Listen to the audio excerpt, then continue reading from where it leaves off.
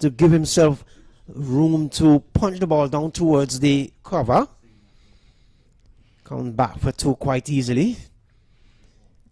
They are good shot right now. This one is a good, very well played. A little bit in the air, but well played. And they are getting back a little bit with this 6. He got a lot of confidence back in his batting now, and now he's facing with a little more confidence. So as long as he stays out there and bat his way out, he will continue to grow in confidence. Total is 19 for 2. Perkins is on 16 from some 11 delivery. DL has yet to score. He only faced 2 deliveries. So Perkins his run rate is very good. He made 16 on 11, just 11 balls he faced, and he looks like in a good nick. Coming down the track, down towards the top mid-off position, and comes across in Exponel comes across, knocks it down, but cannot prevent the batsman from getting a single. So it brings DL into strike. 20 it is for the loss of 2. Perkins is on 17. DL yet to open his account. Very slow going here at the Broward County Stadium on a Wednesday morning. I would like to ask you a question. You are from West Indies. What is that the batsman was doing right now with the stumps and putting down into the wicket? What does that significate? I think he was just marking his mark out. That's all it is. Nothing to do with nothing to it. Nothing to do with the psychology. Nothing to do with not at all. Not that I know of. Maybe Ivor Henry can shed some light on that. Because I have seen a lot of players from West Indies when they come into the crease and they take the bails off, and I think it's more like nothing superstitious to that. It's not superstitious. It's just a way of comforting yourself. Sometimes you put a mark in your life, and you need to achieve those goals.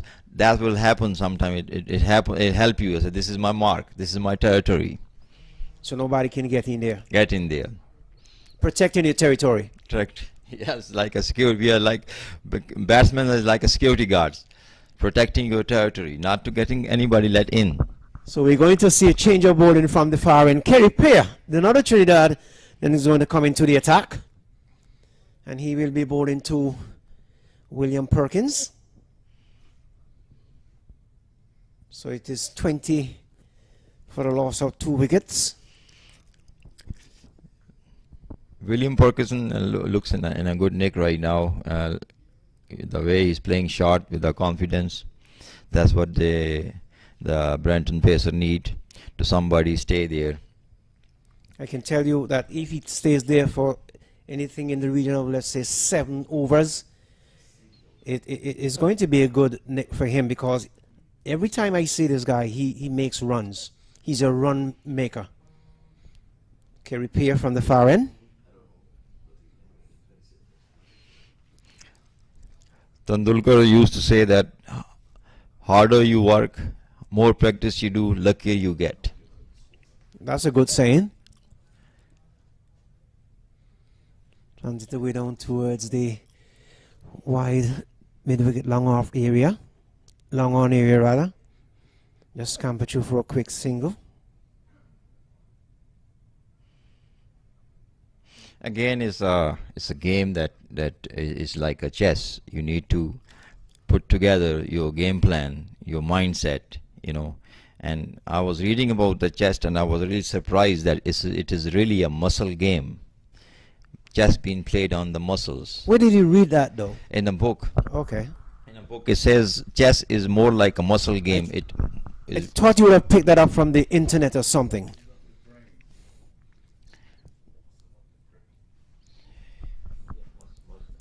Muscles has also brain. Our brain have muscles too. We need to build it. Oh my goodness, never heard of that before. I'm going to have to make sure that I check that one out. Driving out towards long off. Can it get the man? Can it pass the fielder out at the long off region? So DL remains on north from some 4 deliveries. 20. Bring the way down towards mid-wicket. 1 bounce to the fielder there. So gets a single. So he's off the mark. DL is on 1. William Perkins is on 18 from some 15 deliveries. 22 it is for the loss of 2 wickets. And we have seen some 4.5 overs completed. And So 1 more legal delivery left to take it up to 5 overs. Playing across the line and beating outside the line of the off stump. The over comes to an end, and at the end of the over, and at the end of it, if you're just joining us for the first time this morning, the Brampton Pacers been asked about by the Param Veers team. They're 22 for the loss of 2 wickets. William Perkins is on 18. DL, that's Mark DL is on 1, and for the first time this morning, welcome Ivor Henry and Lee Watson into the commentary box. Gentlemen, take it away. Yes, good morning to one and all out there in Videoland. Good morning to Makuishi. Hope you would have had a good night's rest. And again, we would have learned that Vinod Manchad is under the weather because one of his colleagues would have encountered the virus. He's okay though, but have to follow procedures. But we're into the first match. All the 2s on the board. Audley, good morning. Good morning, Ivor. Good morning to our viewers, and good morning to those gentlemen who are not able to be here today, but I know they're here in spirit. And we are here. Very bright sunny morning, 22 for 2 this morning, as this team will be trying to put up an impressive score. And William Perkins is still there, so I think they have a chance to do that. Yes, well, the Brampton Pacers, they would have called Wong this morning, and it was put into bat by skipper Emmett, who's coming in out the board with that lovely action of his coming out of TNT, Trinidad and Tobago, and he's made no change to his team yesterday. That was victorious yesterday, where we saw the Universe boss Chris Gayle getting some 39, and our local boy Stephen Taylor getting a 46 not out. And don't forget that beautiful and that catch by Chris Gayle that will be on the highlight reel for a long time and times again. One of the most outstanding catch here in the US Open. Yes, indeed. Well, Perkins been there at the top of the order, and he would have looked at 2 guys, would have left him, they would have departed, not really contributing much to the total. But Dial, he's there. Has faced some 7 deliveries. He's on 1. Mark Dial, he was the man of the match yesterday when he took some 2 for 18 and scored some 14 runs in his match yesterday. Both teams would have won their first game yesterday, so unless there's an abandoned match, there's runs here for him as he's splitting the a bit of lovely feeling down on the boundary there. Let's see if they're going to be checking to see if he got into the boundary ropes. The umpires are satisfied, so 2 more added to total. Indeed, they have been coached well, or they've been watching some international T20s. But I know that's some good feeling. We have seen this before. Yesterday, the same combination, running down and just pulling it back to their colleagues, and then just rifled it back to the wicket keeper or the bowler. So it's splendid cricket. Yeah, good well, cricket. they got 3 for that, so that's good running between the sticks. So it was good all-round cricket. So Perkins for the first time. This one is making some height. So this one, there's some pace in the wicket. Like I would have had a word with the curator this morning. The head curator, Mr. Milton Taylor. He said they didn't put any water whatsoever on the pitch. And you can see the result here so far, that the ball is coming through very nicely. And this one was an effort delivery there from the skipper, Emmett. And it went through and past the bat of Perkins, who he had a whack at it. He's there on 18. Perkins yesterday, he batted well. This time he's trying to pull this one, not getting a good hold of it, and the ambles through for a single. And said, And of course, Emmerich there showing all his experience. He's not allowing giving Perkins any chance to open his arms, keeping the ball close, bouncing just at the right height without being called a no ball. So that's the attribute of a wily veteran. Yes, well, like I said, Perkins, he got 31 yesterday, and he took a wicket yesterday in his first in the air, but away from the short extra cover, who made a dive trying to pull up one of Chris Gayle's highlight catches, but he didn't get close enough to it. But he made a valiant effort to haul that one in. He got past him, and they went away for 2. Yeah, had he pulled off that one, it would be something else. He made a valiant attempt. Yes, I was saying that Emmett, in his spell of 4 overs yesterday, he took 1 for 25, and Jared, he would have gone without scoring. So did Wajit Singh. He faced some 7 deliveries, and he too did not trouble his course. They started a duck form, if I can say that, with the first 2 batters going for ducks, but Perkins would have none of that, and so is his partner, Mark. Well, it's the end of the power play. They can only muster some 28 runs from the first 6th over, so they are somewhat in a vice grip, oddly. Yes, they need to get some things together, but then it's still early going. There's still 8 wickets in hand. I guess at just about the 10 over mark, they'll be reassessing the whole situation and decide what to do from there. This time he's banging this one in the offside, but still can't score. As a beautiful bit of fielding there, the man on the point. So Perkins, 2 dot, goes to his name. This time again he's cutting and he's splitting the backward point on the short third man. He's going to get a comfortable 2. They're looking for the third. Let's see if they're going to take on the arm of the fielder. Yes. And again, good running. Good running, good all-round cricket, as the man have to give chase just inside the boundary rope, and a very good return to the keeper, but it was always going to be 3 runs. So Perkins moves on to 22 with that. From some 21 deliveries. Mark Gayle, he's on 6 from 9. So he's a southpaw. Again, we want to welcome all viewers to the MAQ TV. Spread the word. We want to welcome you to sunny South Florida. Oddly, do you know it is snowing in Canada at this time? I wouldn't surprise if it's even snowing in parts of northern USA. It's December. Yes, well, the Canadians are here, and it's a leg by. As Dale did not get any willow on that one, so the signal coming in here from the umpire. Rainy. He's at the far end. We're just seeing in the foreground, Ivor, some clouds. Are you concerned that rain might be moving in? No, not at this time. Okay, you hear it from the weather forecast, Mr. Ivor Henry. No rain will be coming in at this time. No. He's a man of many hats.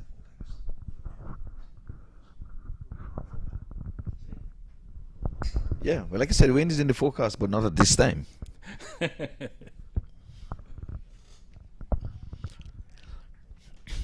But we have cover standing by to cover the pitch on the playing area, maybe a good portion of the square. But nonetheless, that over comes to an end, and Perkins still there on 23, and Dale is on 6 from 10. Ladies score here, it's 33 for the loss of 2 wickets, oddly. Yeah, very easy going at the moment. They are not in any difficulties. As I've said before, there's still 8 wickets in hand. So there's no sign of panic, and there's no great concern right now, I would think, because the wickets are there and they'll be ready to unleash later on in the innings. Yes, like I said, we're expecting Lenny Archibald a little later this afternoon. In the meantime, Eddie is the one who's running the ship here, Eddie Edwards, in his absence.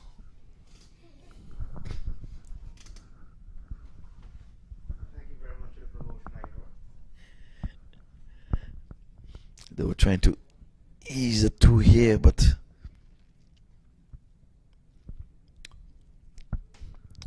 it was a relaxing single. But the running been good between the sticks, I can say that. So Eddie, you was saying in the background there that there's some wind is in the forecast. But like I said, it's not there right now.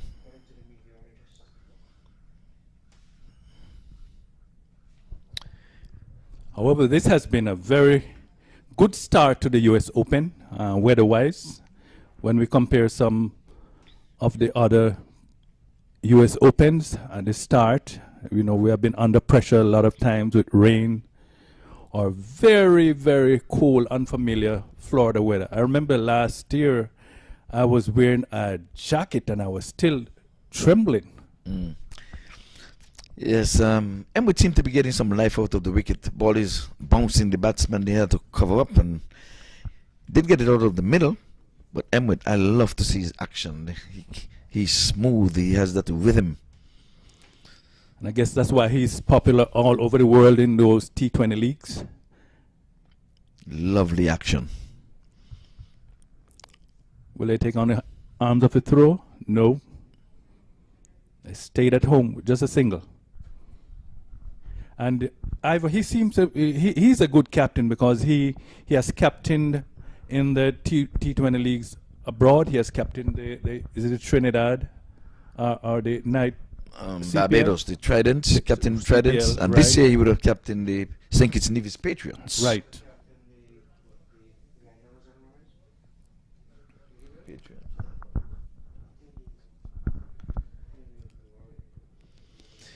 So he's been around, an experienced captain at this time, and he took over from Pollard. I remember when Pollard had to take off for other duties in the IPL, and he held the rein and took them into the finals. They did lose that final that year, but he did captain the team.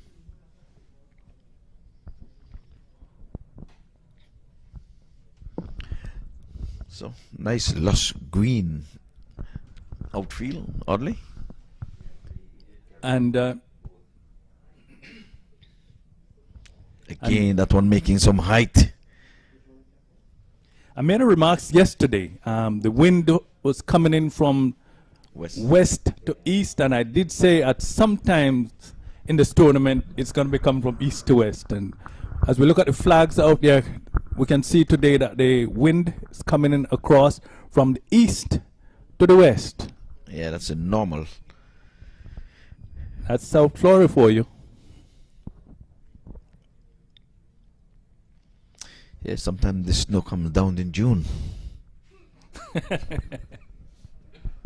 I know Ivor saying the snow comes in June sometime, but he's referring to the snowbirds coming from north.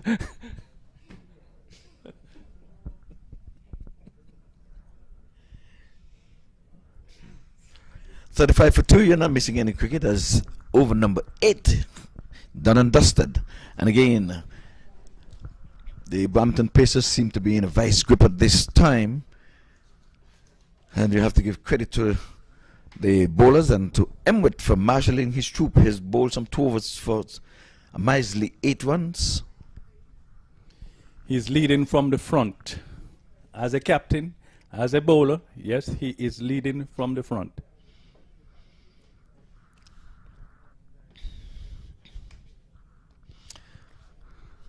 This one has been worked for single. They're thinking 2, yes, and that's Chris Gayle. His arm was not strong enough, so the batsman would have made good his ground there.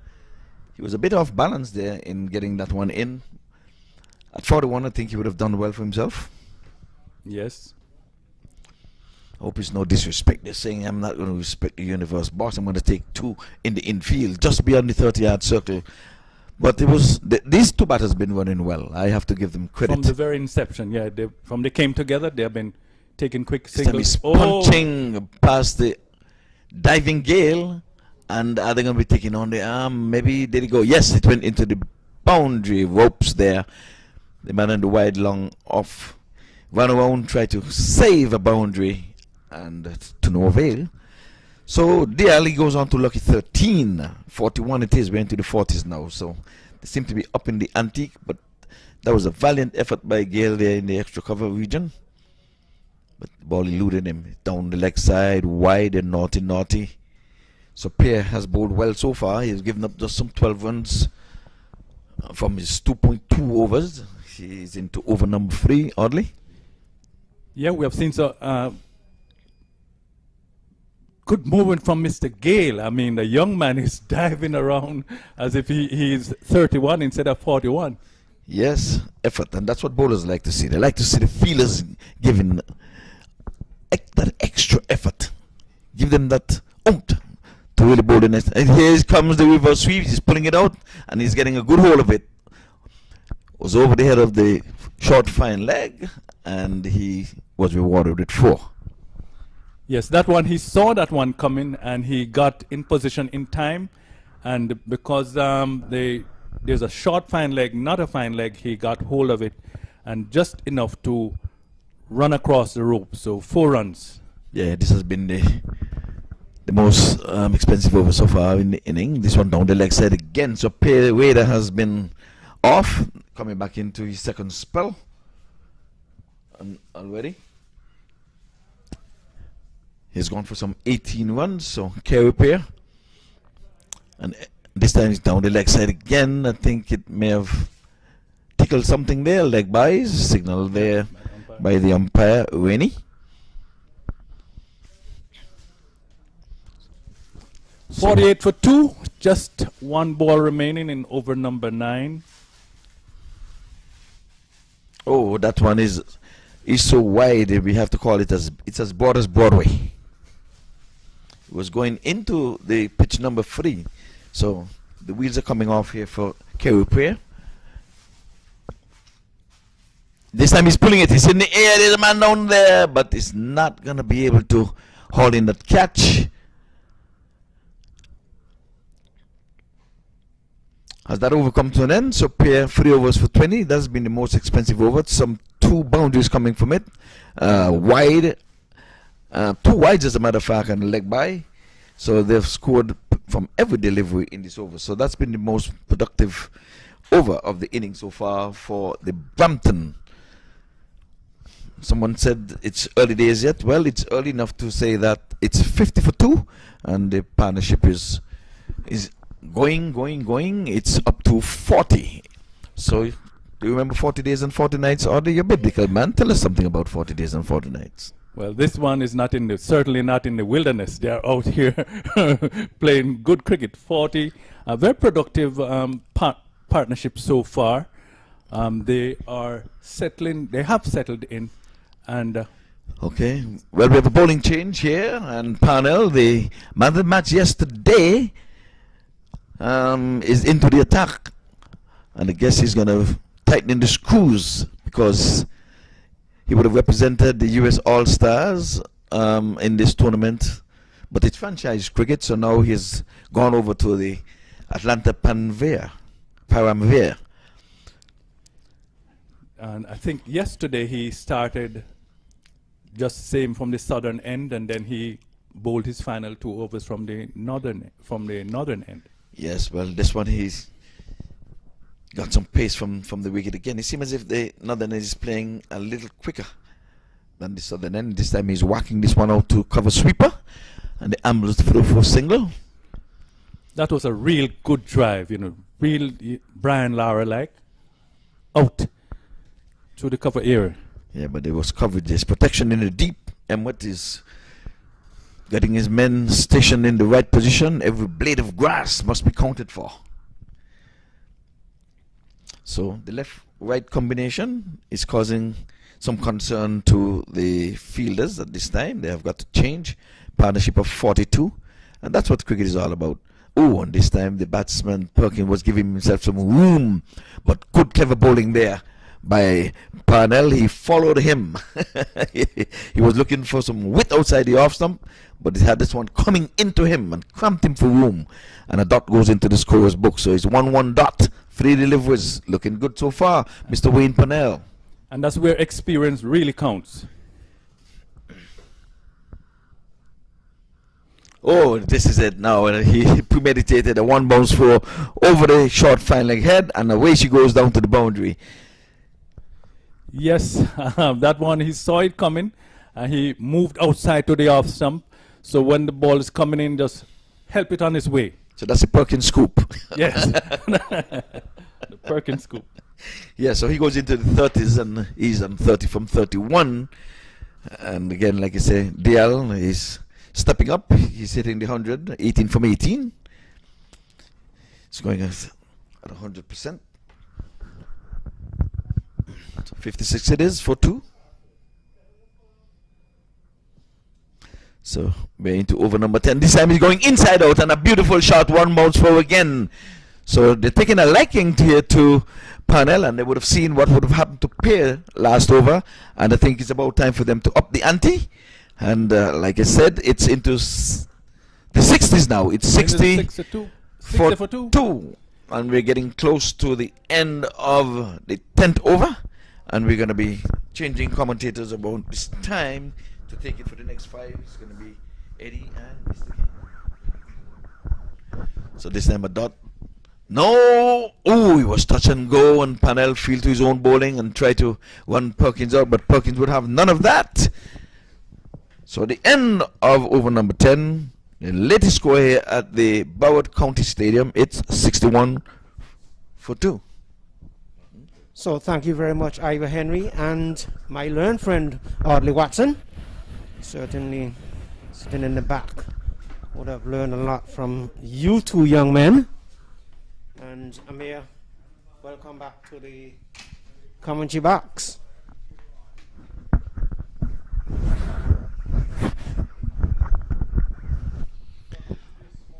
Seems like Brampton Pacers are in a pretty good, decent score, 61 for 2. At the rate of 6.1 an hour.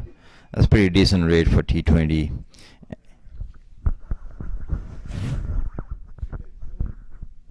Right, decent rate for the T20, and William Perkins at 35 and 33 balls, and Mark Dale on 18 balls.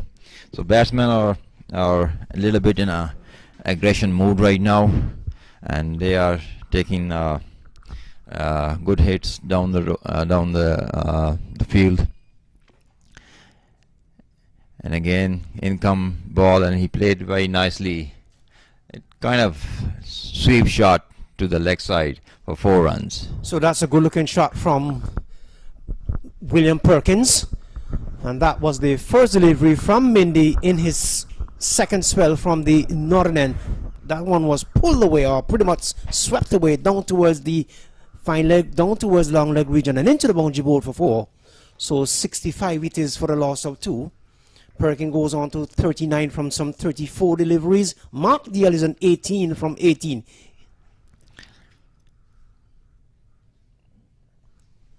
Minley starts and stop. Perhaps he forget that he has to bowl. Sometime I asked some couple of fast bowlers about it, and sometimes they say they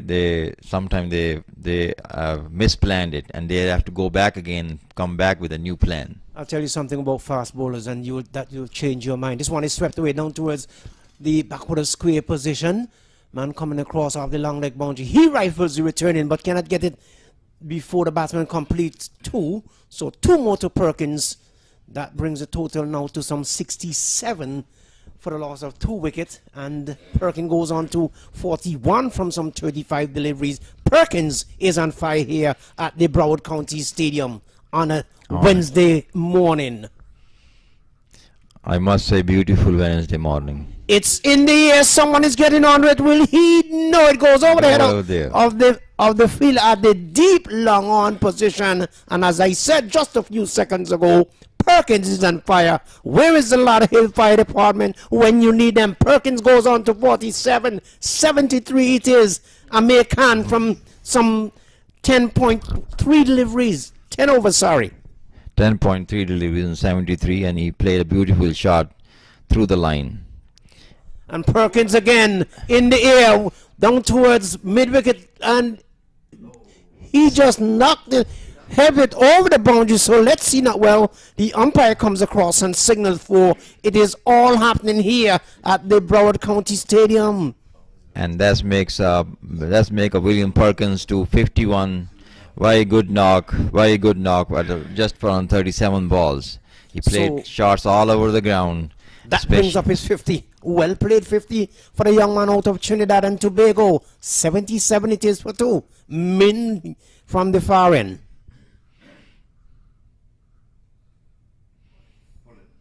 Again, tried to pull it, but Out towards mid wicket.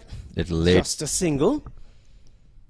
So mainly none for 28, and he's in his third over. Leaking a lot of runs here. He's targeting these bowlers. William Perkins brings the left-hander Mark Deal into strike. So the Trinidadians are having their way. Manley needs to concentrate on his line and length instead of speed. We need good line and length. They can get them on wickets. But on the other hand, we need a good score, good competitive score here.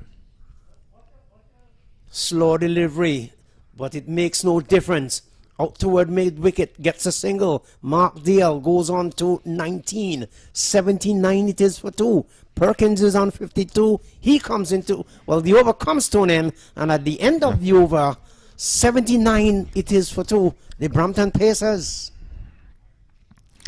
William Perkins 52 on 38. He's doing very excellent job for Brampton Pacer. And on the other hand, good partnership building up between Mark Dale and William Perkins, and they have contributed 69 runs in that partnership, and which is a very constructive partnership for to build up the innings. So it's just waiting on Ivor Henry to save me from my misery. 29 it is. From some 3 overs from Minley. Very expensive. So the previous over. It's a T20, something you to expect. Oh, and that's the what Ivor just referred to as the Perkins scoop. Gets 4 more. Parnell goes down the leg side. So none for 15, and he is in his second over. 83 it is for 2. Perkins goes on to some 52. It's a first slip. He played a shot in a first slip towards the first slip intentionally. It's for a good shot. This time he's beaten the pace outside the line of the off stump. So Perkins remains on 52. Parnell none for 15. Mark Deal is on 23. They need to have 160 plus on a board for to be on a competitive side of this world level cricket, international level cricket. Here is 160 plus. Coming down the track is Deal, slapping it out to the long off region. Minder giving chase, but not before the batsman completes 2. So another 2 more to Deal. Deal goes on to 25. 85 it is for 2. when Parnell he came back really good right now. He's pitching good line and length as compared to his last over. So none for 17.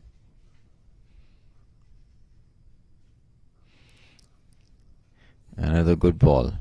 That ball, and as Ivor usually says, that balls are like gold dust.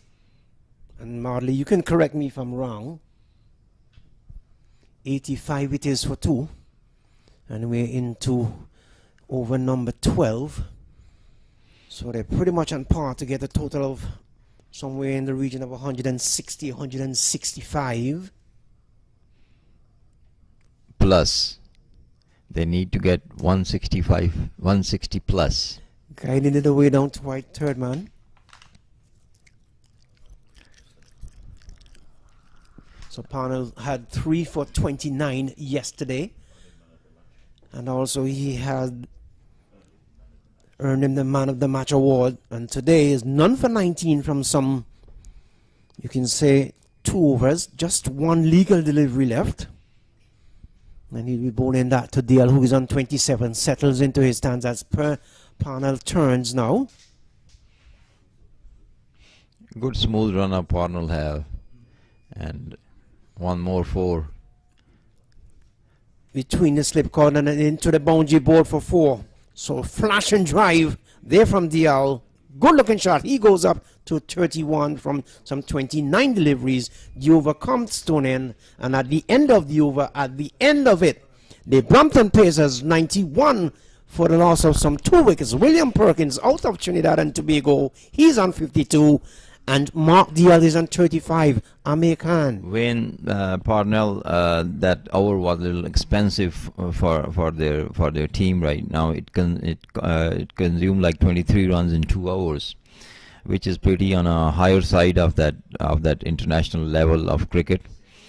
But it's all we need to do is keep the head down and keep it to the point where we bowling and fielding and all coordination in that region. So they strict them under 150. So it seems like we're going to have a change of bowling from the northern end. Captain Reid Emirates is out there giving his bowler some instructions. So all kinds of direction, like a policeman in any busy Caribbean city. They Have need you ever direct traffic in St. Kitts Nevis? I'm pretty much sure that you have. 91 it is for 2. they need a breakthrough at this point. So it's going to be Akil Hussain, the young left-arm bowler from Trinidad and Tobago, on his way out to bowl to Perkins, and Perkins is beaten outside the off stump.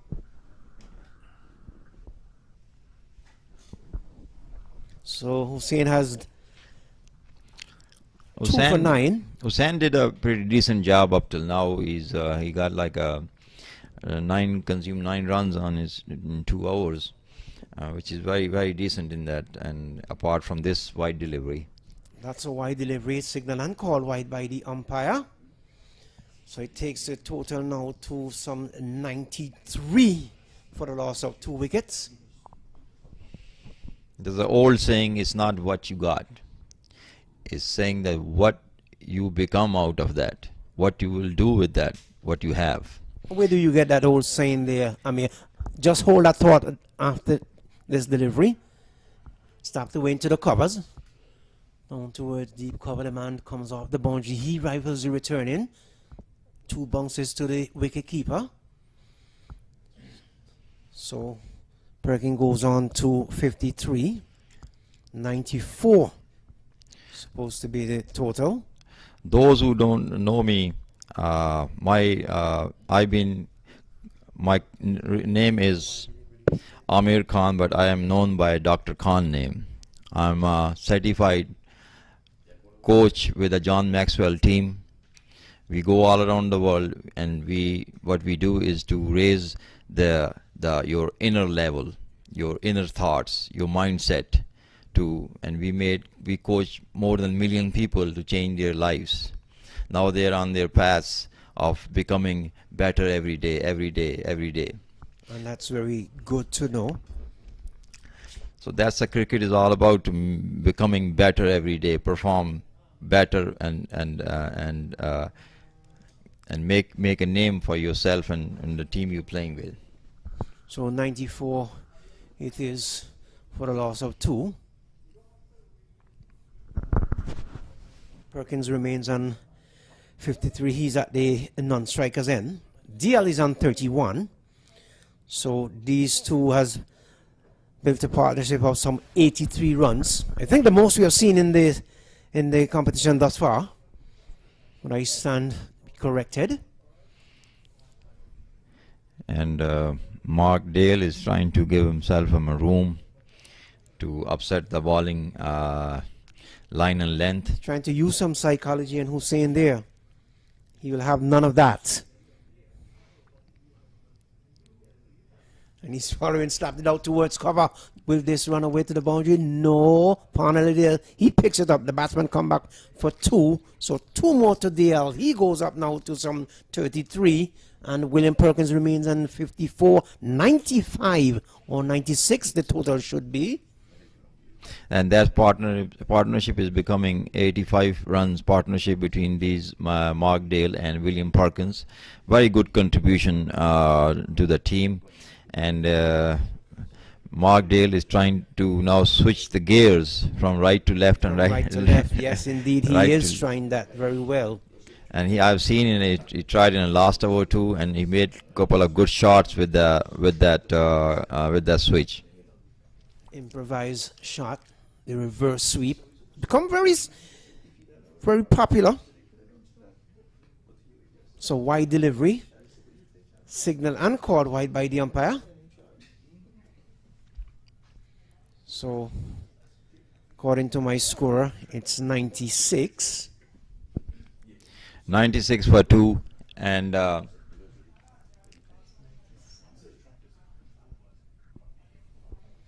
so Hussain, it's a loud appeal, not out, said the umpire. Umpire had absolutely no interest in that. Comes across.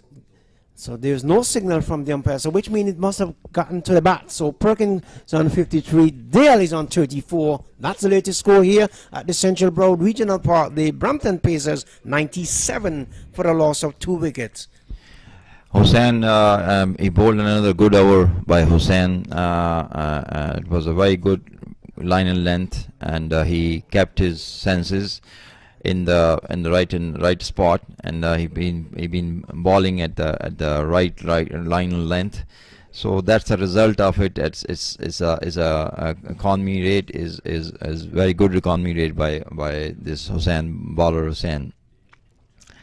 So let's see what new change brought in the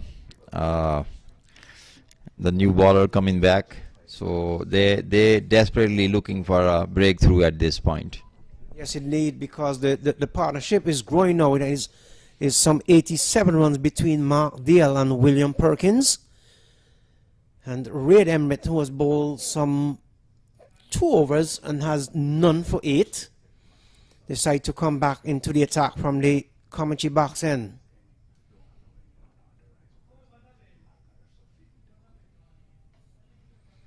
Very good bowling. He followed the batsman, and good bowling, very intelligently ball. Realizing that Dale was moving towards the leg side, and cramped him for some space, just a tad. As we watch Red Emmet now walks back to his mark, turns just about now.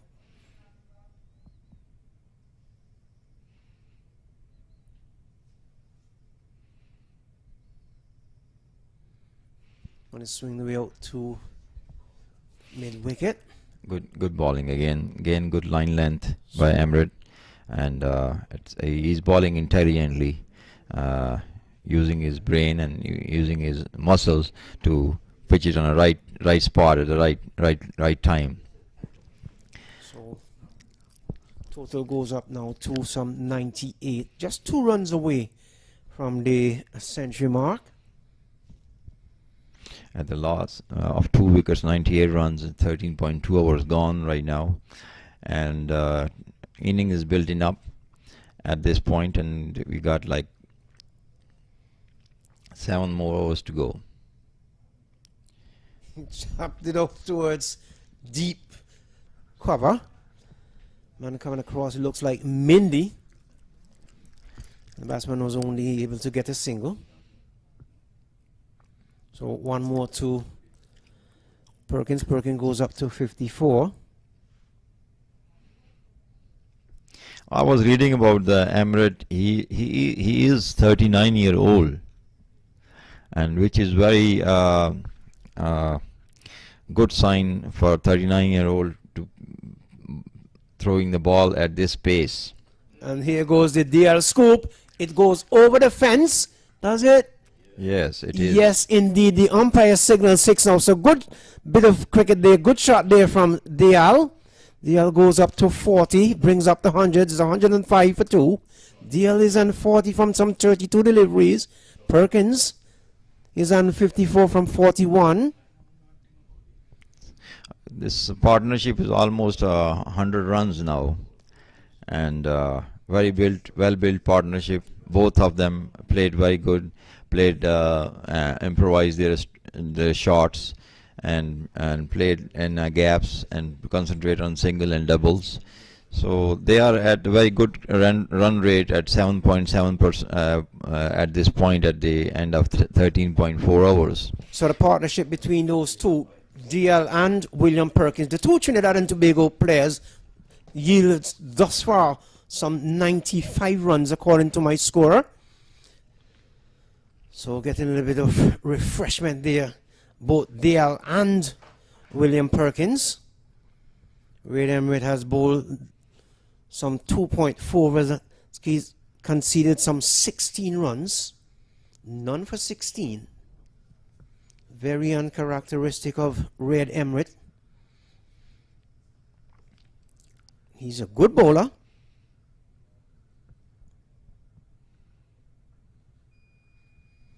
Now towards the wicket area.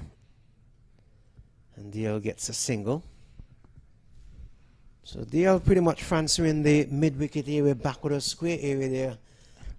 Dr. Khan? It was a really, he played it, he made his shot.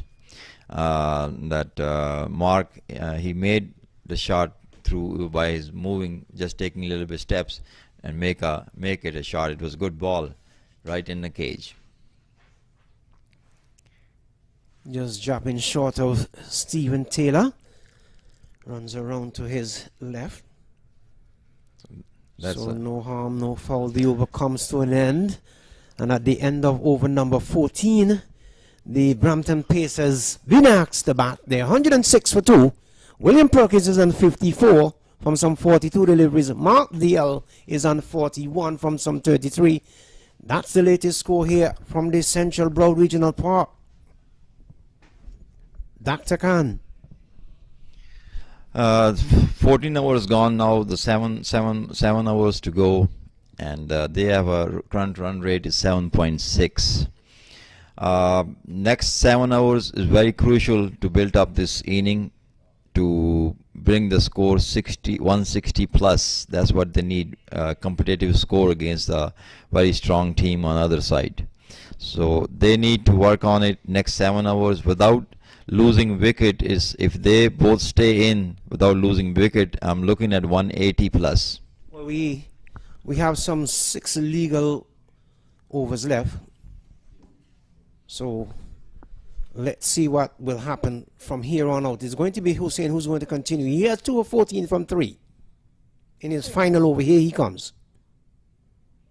And this one is swinged away down towards mid-wicket, goes over the fence. The umpire signals 6. So 6 more to Gayle.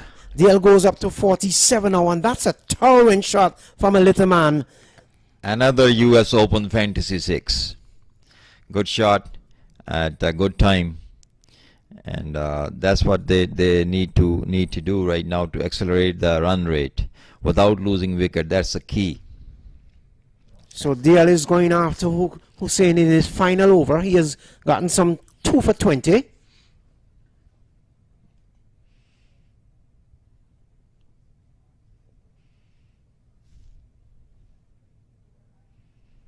Stopped it over Cobble. Will run away to the boundary just about now. Why is he targeting the young Hussain though? Is it something personal? What has Hussain done to young Gayle?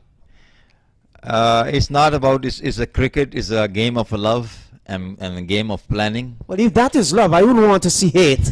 That was a towering shot. Before that 4, it was a big 6 from Gayle and came back and hit him for 4. Let's see what he does with this ball. at this is one other white ball, and it's you follow the batsman at this point. And the thing is that is both teams are in the field to play, to show their skills, what they got on an international level, into the international viewers. And it's all about building a partnership. It's all about the teamwork between those batsmen. And same thing for a bowler and the fielders is also a teamwork. That how we're gonna get it.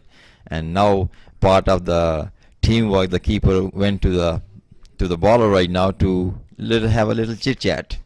So Stephen Taylor knows one or two things about bowling, knows a lot about wicket keeping and as well as batting. So he and Hussein now having a word there. Because at this point it's looking dangerous. At 14.2 over 118, only lost 2 wickets, 2 well settled batsmen in the middle right now. And if they continue like that, so I'm looking on 180 plus score. Hussein about to bowl to Perkins.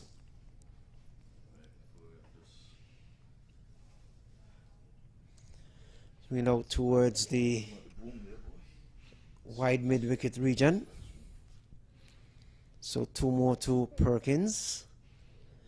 2 more to his total. He goes up now to some 56. 120 for 2. Hussein has bowled some 3.3 overs. Has conceded 28 runs. But along with the 28, he has taken some 2 wickets.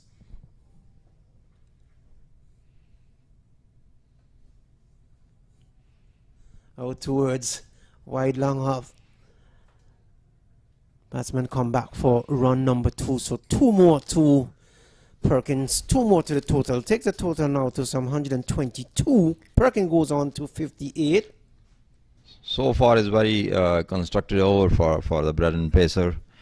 And they are building up their momentum, which is already built up. And it's has to just to follow through with that. I'll read that ball bowled by Hussein. 1 more legal delivery left before Ivor Henry and Mr. Watson take the seat from Eddie Edwards and Dr. Khan. And good words from Stephen Taylor to the bowler, and he just coming back a little stronger than 3 balls ago. And he has just bowled another wide. So that's a commentator's curse. And that's a bad habit. And you need to stop it, Dr. Khan. Because every time you say something nice about the bowler, he bowls a wide. Cricket is not a game of what you call myths. It's old frame mind. The new frame mind is your skills, is your talent, is your hard work. The reverse sweep. This one is pulled away down towards the back of the square position and into the boundary board for 4.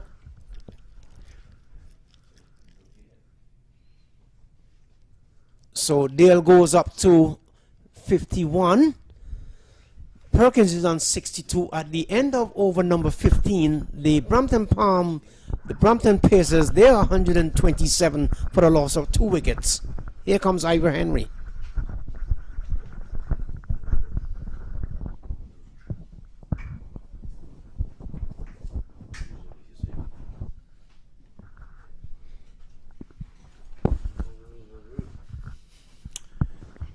All right, well, you guys did not get a wicket in your 5 overs, so not good bowling for you, but good batting for you.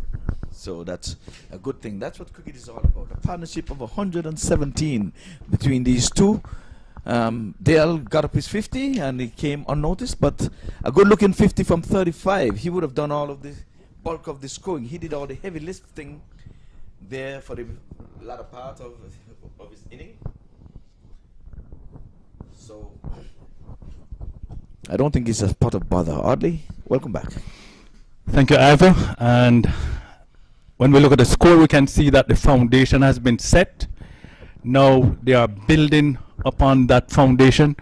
And I'm expecting to see anything in the 170s, even 180s from this position of strength. The fact that there's still 8 overs to go, so losing a couple of wickets, I don't think they'll be in any spot of bother. So they'll just continue to build thereon. So it's 127 for 2, 5 legal overs to go. Okay, well, these two teams would have won their match yesterday, and the Somerset Cavaliers, the defending champions, they too would have won their opening encounter yesterday. So someone's going to be dethroned from the winning column here today, but all is not going to be lost with a loss, with losing this game here today. But it makes for interesting, for an interesting game. Here it is again, bringing out the reverse sweep, and this time the umpire said, well, if you were batting, yes, you would have probably played an inside-out shot, but he tried for the reverse sweep. He's been successful at it. But again, like I said, this time he's hitting this one on the up, but there's cover sweeper, there's coverage there. As we have seen Damon Ebanks for the first time in this tournament. Yesterday he did not get a bowl. They would have bowled the 20 overs and kept the team to 111 for 9 wickets. But Damien Ebanks have been summoned into the attack. And again, I just want to say good morning to Mr. Brown, OB, over there in Texas, listening up this morning. And here we go. Perkins is hitting this one. One bounce down to cover sweeper oddly. It was a good looking shot, but that ball was short, and I'm sure Perkins must be disgusted in himself. Well, he's asking for something like either mittens or bat or something, but you know, what they say, a bad workman blames his tools. Yes, he's asking for something, and I'm sure it's going to be his bat. Now he's pulling out the reverse sweep again. Well, it's a switch hit, really. Yeah, that's a shot, Ivor, that really looks good when it comes off. But then sometimes it looks so bad when you make the shot and miss it that one. And if you're going to miss them too often, it's better to stay in your right position. But then he has been successful for quite a few times. He's going again inside out, and he's going, this man giving it a good chase, but no, it was good. A good effort down there on the boundary. He was always going to his left, but he picked his spot, and that's what he should be doing more instead of trying to get the switch hit coming out.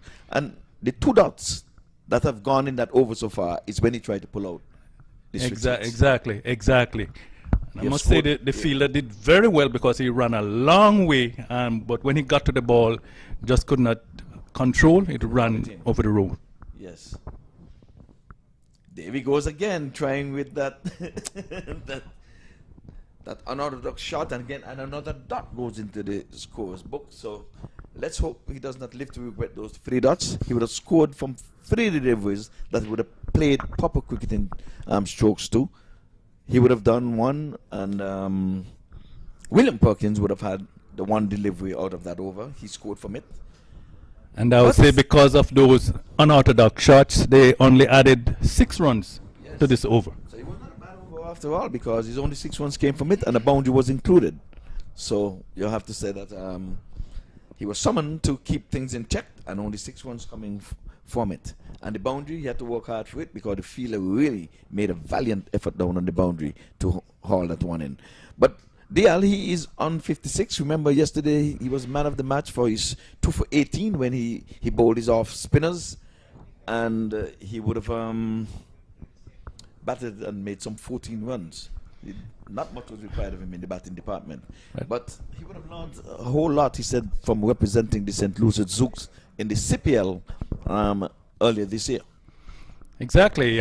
These are guys that are playing a lot of franchise cricket and a lot of T20 cricket, so they are well seasoned fighters. So they're just here. Yes, well, folks, you're gonna see Chris Gayle, the universe boss. This time he's played this one down, and he put it down, and Perkins gets a life, as this one was swung to the deep backward square leg. This one would be a magnificent catch. He ran forward, and the ball is always diving, always going down. So he dove forward, but wasn't able to hold on to it. Yes, the ball was dying in him. So that's 2 fall shots as far as Perkins is concerned. The last 2 times he would have batted. Did he get to change his bat? I didn't see that, but at least he was calling for something from the pavilion. But anyway, 56 from 40. Mark Dale is now on strike. He's going big.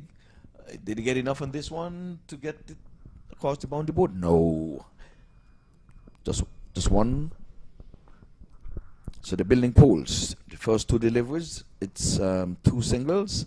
And I think the happy hour is just about around the corner. Anytime now, Audley? Yes, I would suppose at the end of this over, they'll be going full guns. Well, and They there have it is. started it. So As a matter Perkins of now fact. pulling out the slog sweep and getting it down to the cow corner area. And the man in the mid-wicket area didn't have a chance. So another boundary to Mr. William Perkins.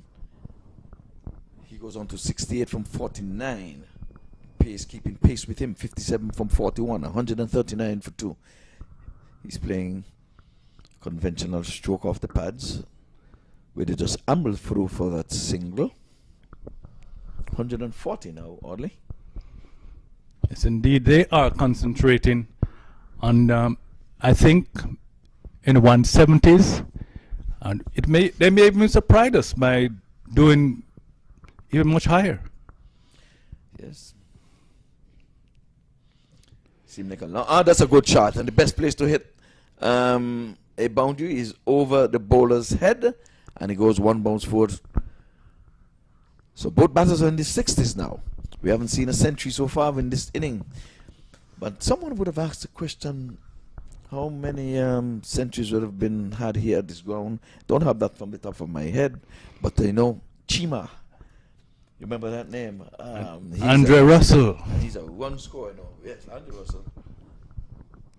But Chima, he would have had quite a few. And for this, I would say, you know, when it comes to the US Open, it's ask Lenny and ask Google, in that order.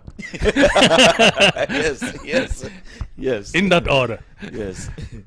Eddie would be able to, Lenny would be able to reel it off to us right away. Yes. But again, like we say, it's a $100,000 tournament, US. And donor grand prize for the winner. And I think it was some 50,000 the last time up. But the tournament overall is a $100,000 tournament. And we have to say again, Cricket Council USA, we're going to give 2 thumbs up to them. Perkins, 69 from 50. And we can't say too much about Mac Qureshi. Of course not, can't.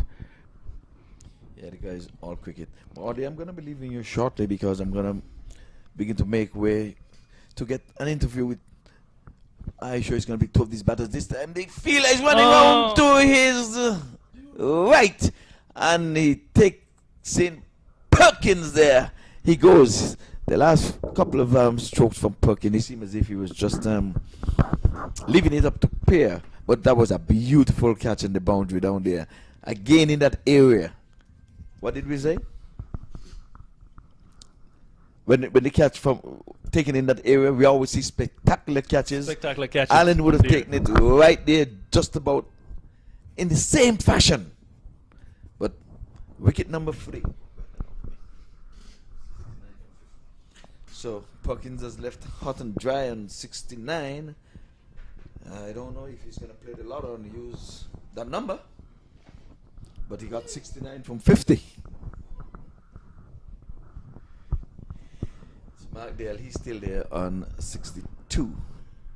So the score presently 145 for 3 in 17. Oh, Perkins is still there. So Dial, who's out?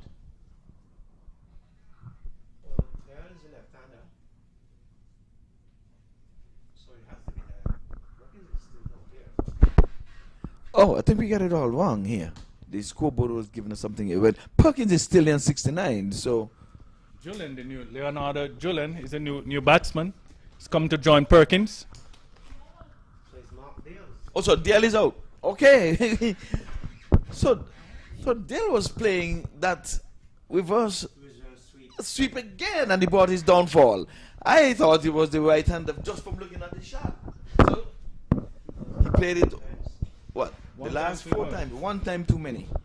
And it brought his downfall. So, sorry for yours. I mean, I really looked at the shot. It was a right-handed shot, and I'm like, okay, well, it has got to be Mr. Perkins. So, our apologies here. We're not perfect. And it was a boo-boo. So, that's a wicket from the first delivery. So, Ebanks just gave up 6 from his first over, and now he's in the wicket column.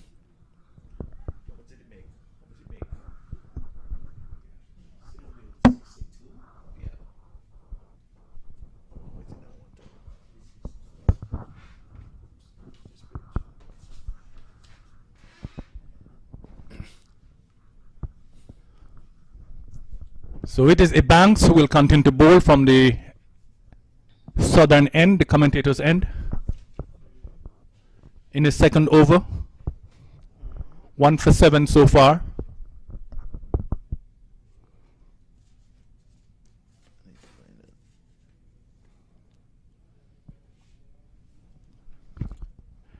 Ebanks, a local boy here, and this one is slashed into the. Oh, they was looking for 2, but it's not gonna be. It would have been risky. He'd have been flirting with danger, getting to, because that ball traveled out in a hurry. So another southpaw. Perkins been there at the top of the inning, and he would have watched all 3 batters come and go. He is on 70 from 51. And again, I'm going to say, Mr. Perkins, I apologize. I looked at the stroke instead of the batter, and saying he had to be him who would have gone. So I pronounce his exit from the arena a bit prematurely. I apologize. I really, really, truly apologize.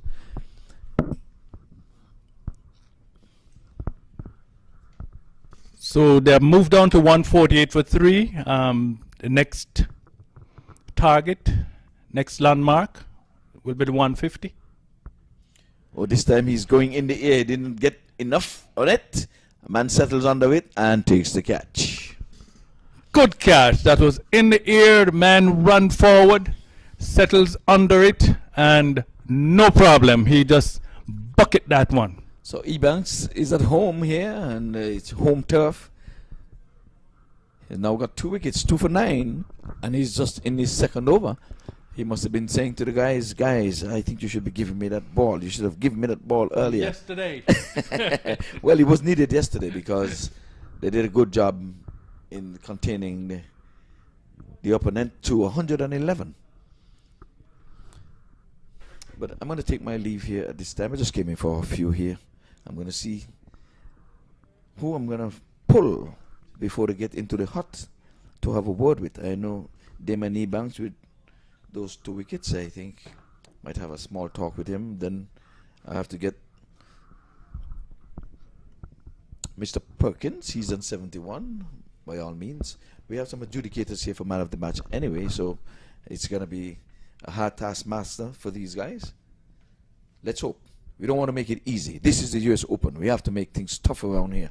We need some big scores and some big wickets and highlights. Who knows, maybe a catch. That person taking a spectacular catch might very well pull up a player of the match. Who knows?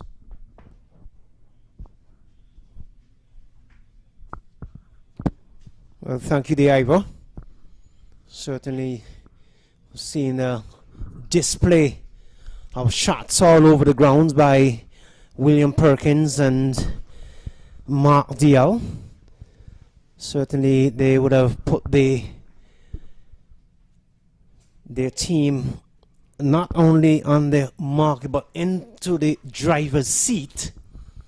Perkins still out there. He's on 72. And the new batsman, Jadid, he's yet to score. So, are you enjoying yourself there, Mr. Audley? Yeah, we're seeing some very good cricket here, and indeed, that's what you want to see. Good cricket all round. 6s being hit. Beautiful feeling. Some spectacular catches. The last 2 catches were very good catches. So, we're having good cricket right here in the US Open. So, Emirates is going to bowl the 19th over from the northern end. And he'll be bowling to Perkins. Perkins just leaving that delivery alone. It's a wide delivery. Signaled and called wide by the umpire. So we talk a lot about Ebanks in the previous over, a local boy. But let me tell you about a local boy, Timothy Surge Ballet. He has some 47 centuries in this local competition here. So he's nothing to play with. He's unable to make it into this tournament because of work commitment. And I've seen a couple of those firsthand. Here is Emrith.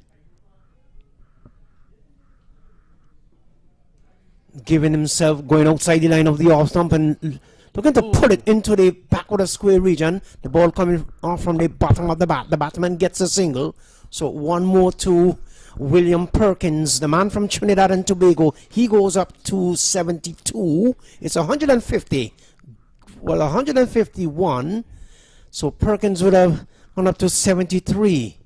My score was just a little bit late there. Thank you very much there, Rudy. Emmet turns in the distance. Oddly, it's all happening here at the Broward County Stadium. When Emmerich first bowled, he bowled from the southern end. Now he's coming in from the northern end.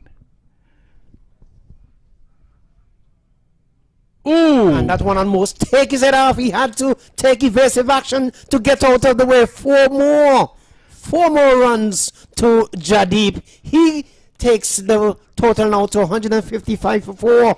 Perkins is on 73, and that was a vicious shot. That was hit with some power, I tell you. Just as you mentioned before, he took evasive action. He would have been going down to the boundary along with the ball. His head would have probably gone one way, and the body would have gone the other way. But thank God, all is well that ends well. He's about to move in from the northern end. Oh, very difficult ball on card. Went down, very difficult. He ran forward, but just failed to hold on. Failed to hold on. Had the batter there in two mind. He didn't know whether to slap it back past the bowler or to just play it with soft hand and get a single. In the end, he pushed it in the direction of the bowler Emrit, and Emrit failed to hold on. Just might have just touched the outer portion of the finger. In any event, all is well once again. That ends well. Emrit turns in the distance. You can see he was walking back, looking at his fingers. And he's beaten outside the line of the off stump. Good cricket between the wicket that we would have seen between Perkins and Dial. Dial made 72 in the end, and Perkins is still there. He's on 73, not out. He's at the non-strikers end, and just a while ago they had a word between both batters. Let's see what the discussion was all about. He's doing a Desmond Haynes, bat through the innings. And indeed he has been successful so far. Very steady, 73 from 54. And he's much needed there. Oh, two great good balls. The last two deliveries from Emrit. He went hee-ho, and the ball went by through to the keeper. Sorry. So Emrit now is favoring that finger. The left hand will have a bit more concern in that finger, or pertaining to that finger once he gets off the field. He must be in a lot of pain there. So young Stephen Taylor has given him some advice. He begins to move in. So is it a case of no pain, no gain? Beaten outside the line of the off stump. The over comes to an end. I don't know about no pain, no gain, because it is all pain and gain in here for the Brampton Pacers. They are 155 for 4. 73 runs to Williams Perkins. 4 to the man Jagdeep. It is all happening here. Action and more action on the second day of the MAQ T20 tournament here in sunny South Florida in the city of Lauderhill. Yes, Eddie, and I'm saying, yeah, cricket, lovely cricket. Just with 6 legal deliveries to go, the next milestone, I would say, will there be 170, 175? Who knows what will happen? Ebanks it is. This one is slapped away over extra cover. Will it run away for 4? Mindy comes across. He picks up. Rifles returning. Going at the non-strike, and then the bails are off. Let's see what will happen. Dreaded finger of the umpire say he's got to go. Yes, so William Perkins run out, looking to steal a second run. He ran out for what? Some 74. A brilliant innings from William Perkins, the man from Trinidad and Tobago. And I'm pretty much sure that not only his teammates, but also his followers, well-wishers alike, will say, well done, Mr. Perkins. Well done indeed. And I can just see all his fans over there in Trinidad and Tobago, because they are watching also by MAQ TV. His fans all over the Caribbean and over the world are saying, hey, well done, Mr. Perkins. And he was not selfish. He could play for a not out. But with 6 deliveries to go, he's trying to see that they get the maximum amount in the innings. So, unfortunately, he was run out. But well done, Mr. Perkins. Well played, innings. You think now that the captain of the Param Veers team might be saying to himself, he made a mistake, they won the toss and they should have bat? I guess they are looking at the star-studded lineup, what they have, and saying, look, anything they do, we can do it better. So the new batsman is Junaid Siddiqui. He will face the bowling of Damien Ebanks, who has some 2 wickets from 2.1 overs, 2 for 11. Very economical bowling by the young man, the local guy here. 156 it is. Audley, are you betting man? What will be the final score? 175. Let's see.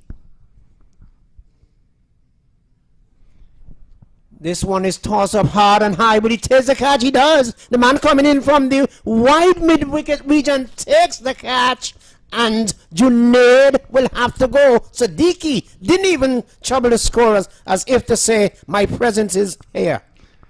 There goes my 175. Very good catch. It's another one of those running catch.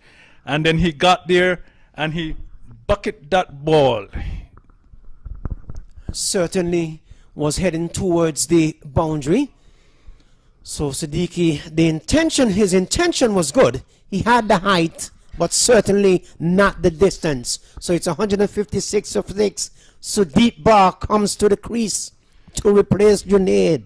So we have seen some very good catches being taken here in this innings.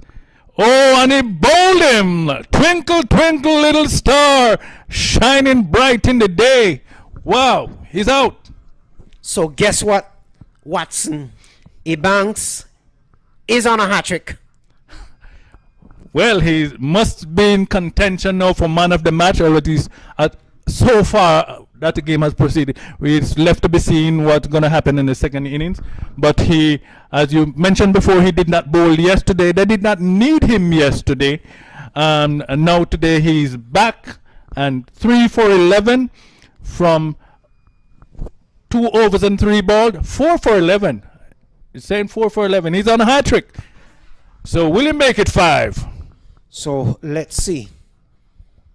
Let's see this field for the man wearing the 777 jersey. So deep bar. Is it? Just looking out in the distance there, we can see Universe Boss doing some push-ups, getting ready to open the innings, to exercise his muscles. So in another way. But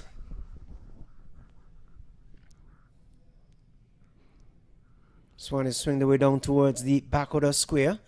Pulls the man off the boundary. Looks like Kerry P. Rifles returning along the stumps. So one more to the total. So 156 or 7. 19.3 overs. Eubanks has bowled some 2.4 overs. 4 for 12. And of course the hat-trick was averted. It's always difficult to get a hat-trick. I don't know if it's a psychological thing with the bowler. And the batter can play a very important role too in preventing the bowler from getting to that landmark. Final ball of the innings. And he bowled him! He's got a fiver. The bounce is saying, get here. It is all over for you guys. 19.6 overs with, well, 20 overs has completed. Damini Banks would have some figures of some 3 overs. 12 for 5. 5 for 12. Very economical bowling. Perhaps the best bowling figures thus far in the competition. Yes, definitely, without a doubt, for this year. Best for this year so far. First fiver will be the first of a few more, or the only, we don't know, the only one. But to get 5 wickets in a T20 is a huge achievement. But as he came in with that last ball, and the batter attempt to heave it around the leg side, exposes his leg stump, and twinkle, twinkle, little stars in the day, once again, bowled him. So the Param Veers team will have to score 158 to win.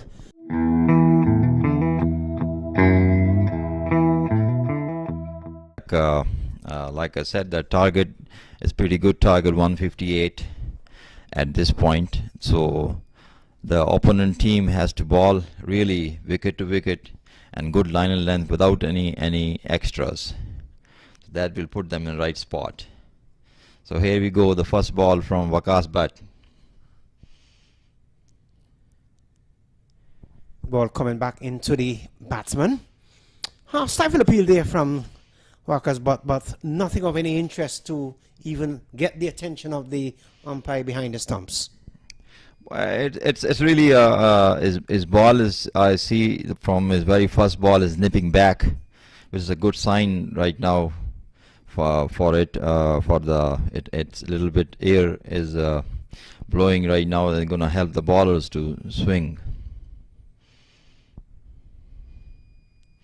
Again, good ball right there. Just in front of the umpire forward square. Nothing to really get a single, so none for none. We have seen some 2 deliveries bowled by Butt. Do you know Butt personally, Dr. Khan? No, not really. What I've seen is bowling really good right now, and there's a good speed and good smooth bowling action. And I want to see really what plan they have for Chris Gayle today.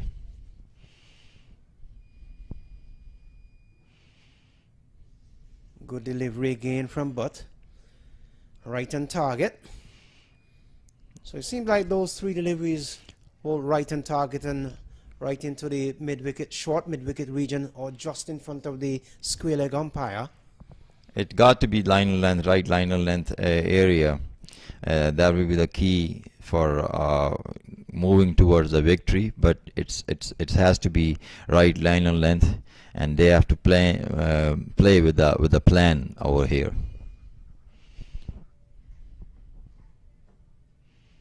Straight a little bit, wide enough for the umpire to call and signal wide. So it is 1 without loss. That's a bad habit, and Butt will have to get out of it sooner than later, because it can come back to nip him in the butt, or that wide delivery can be the run, the extra run to give the every run counts. That to take them over that winning track. This one is pulled away down towards the mid-wicket region and over into the boundary board for 4. The signal now comes in from the umpire. So good looking shot there from Patel. He shows good intent. Good intent we start seeing the sign of aggression from Patel. And it is right now, its required run rate is 7.9. So they are right now, is the current run rate is 7.5. They are okay with the run rate. Apart from first 3 balls was really decent balls right into the line. And now a cost also 5 runs in an over right now, and we have 1 more ball to go. So let's see what Butt will do. if he will make the adjustment or he will be spanked away again.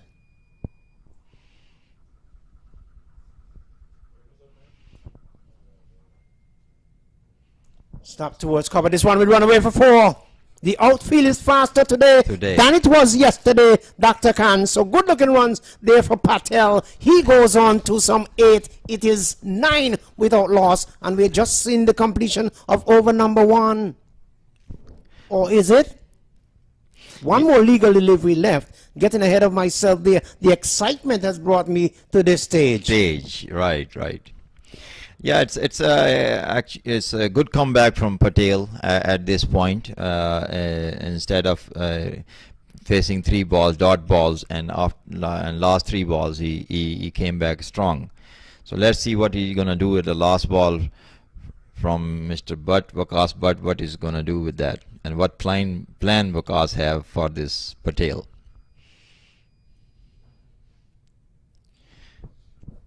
Inside out, ball going towards the forward square.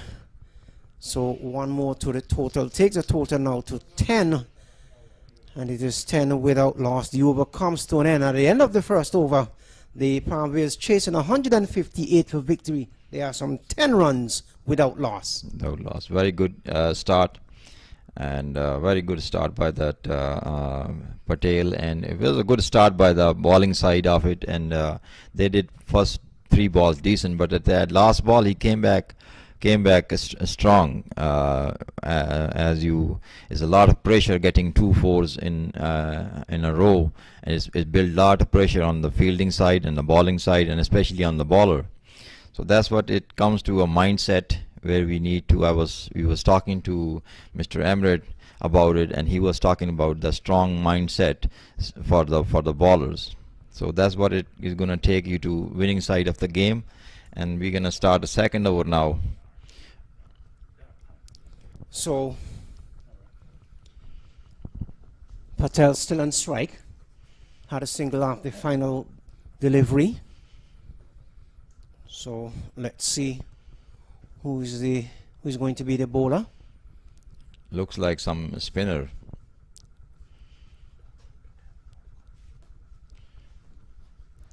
Yes, it is. The new bowler came in, Junaid Siddiqui. Right arm, looks like a leg break bowler.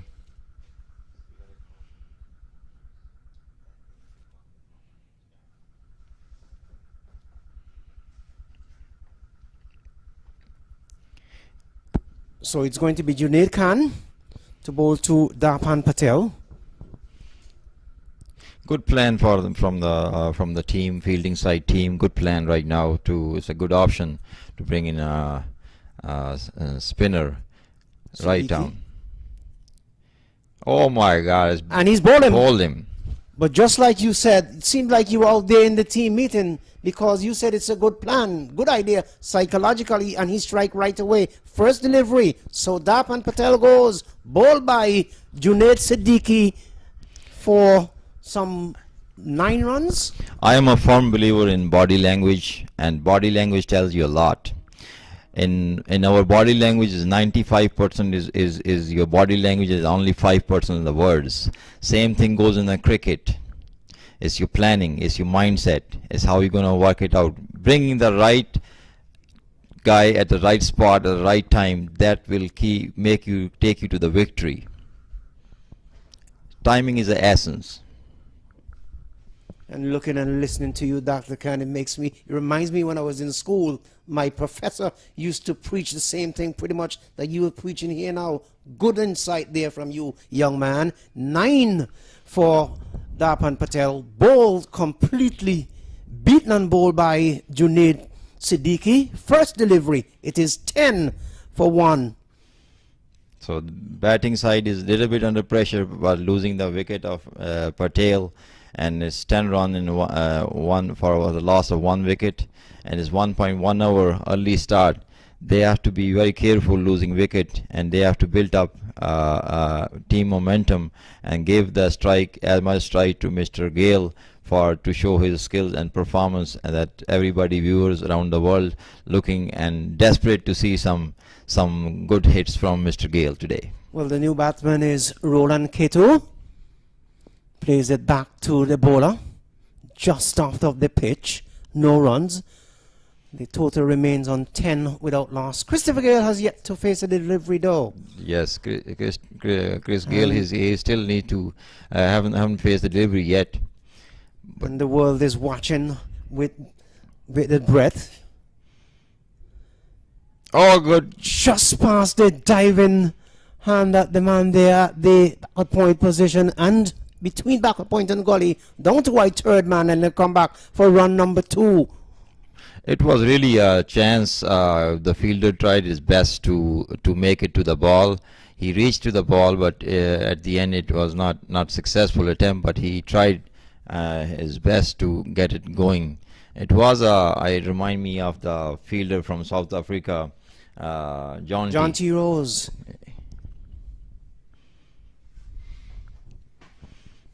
Coming off the portion of the bat, wicketkeeper comes across and field. So the total is 12. It is without loss. We used to call John T. Rose the flying man.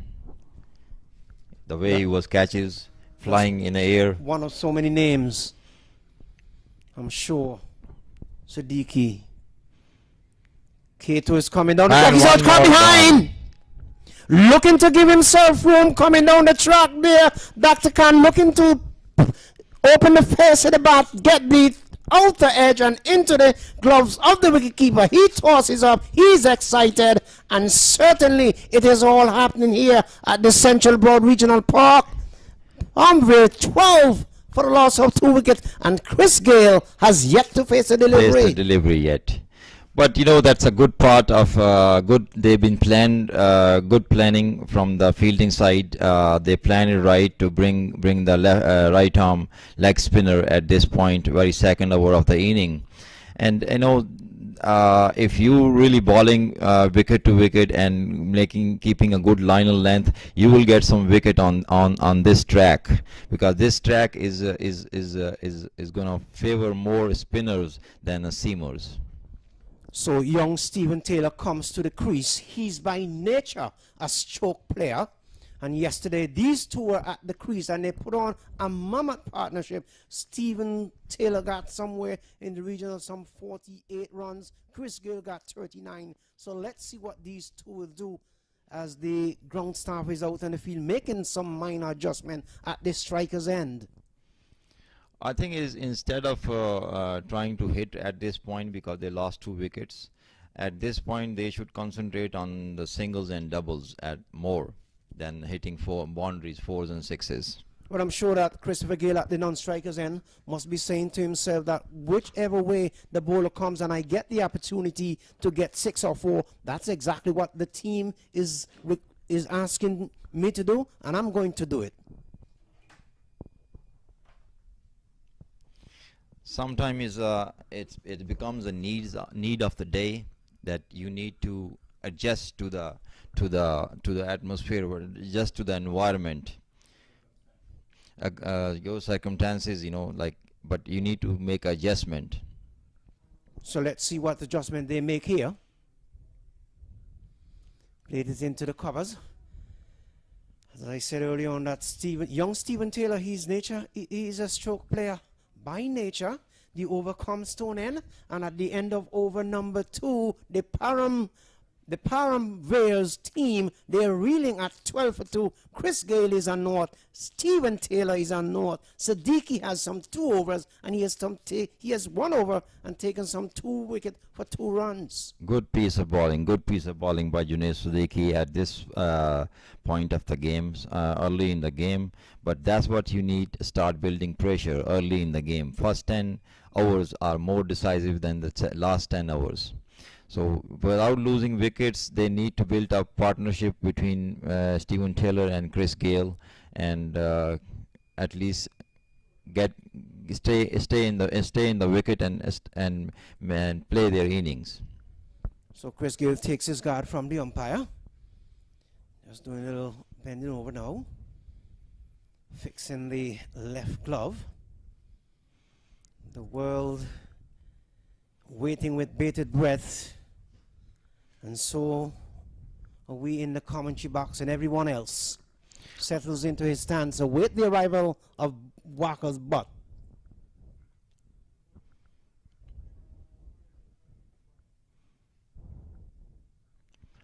Outside the line of the off, some good delivery from Butt. Very good delivery. I think as they need to have one first or second slip in place, because he's bowling and is going across, and with the seam blowing that way, he's going to get more help to ball going away from the batsman.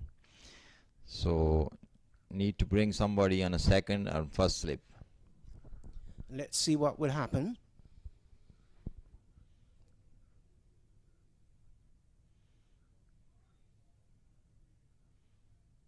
Push it back up the track. The bowler feels his own bowling. Look at Gayle steering down the bowler, and both men are looking at each other as if to say, the cat and mouse game is on. On, cat and mouse game is on. Its game is on, and it's more like now it's not a very big target for that. If Chris Gayle get into the his batting groove and his mode of batting, is not a big target, but he will need to stay there and improvise it for next 5 overs. Down the leg side, it's a wide delivery. So when you have bowlers bowling all over the shop, nothing with no sort of a consistency in his second over, certainly sometimes it's done deliberately to throw the batter off guard. You think this might have something might throw Chris Gayle off guard, or he's too much of a big fish, too much of a professional to think that way? Obviously, is a lot of pressure. Bowling against such a name like such a Chris Gayle, it's a lot of pressure on the bowlers, especially youngsters. And pretty much he's doing good bowling to the line length. But whenever you try to do something different, and that's what it happened, that becomes a wides and these kind of balls.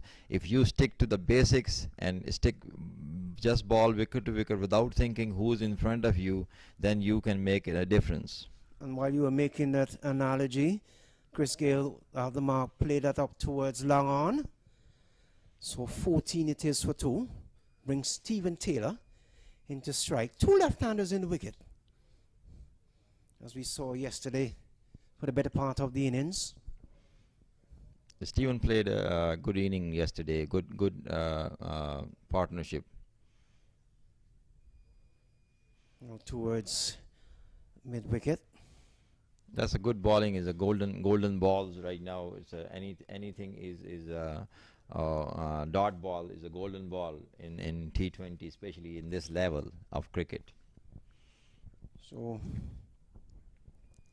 not very much to cheer about after that over from Siddiqui. Seen Butt now.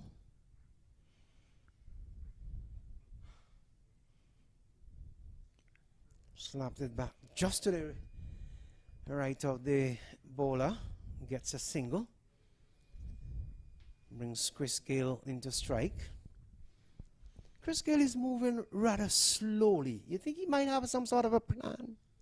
Yes, he's a man with a plan. He always planned his inning before he walked into the field, and he plays according to his plan. So he's a man on a mission right now.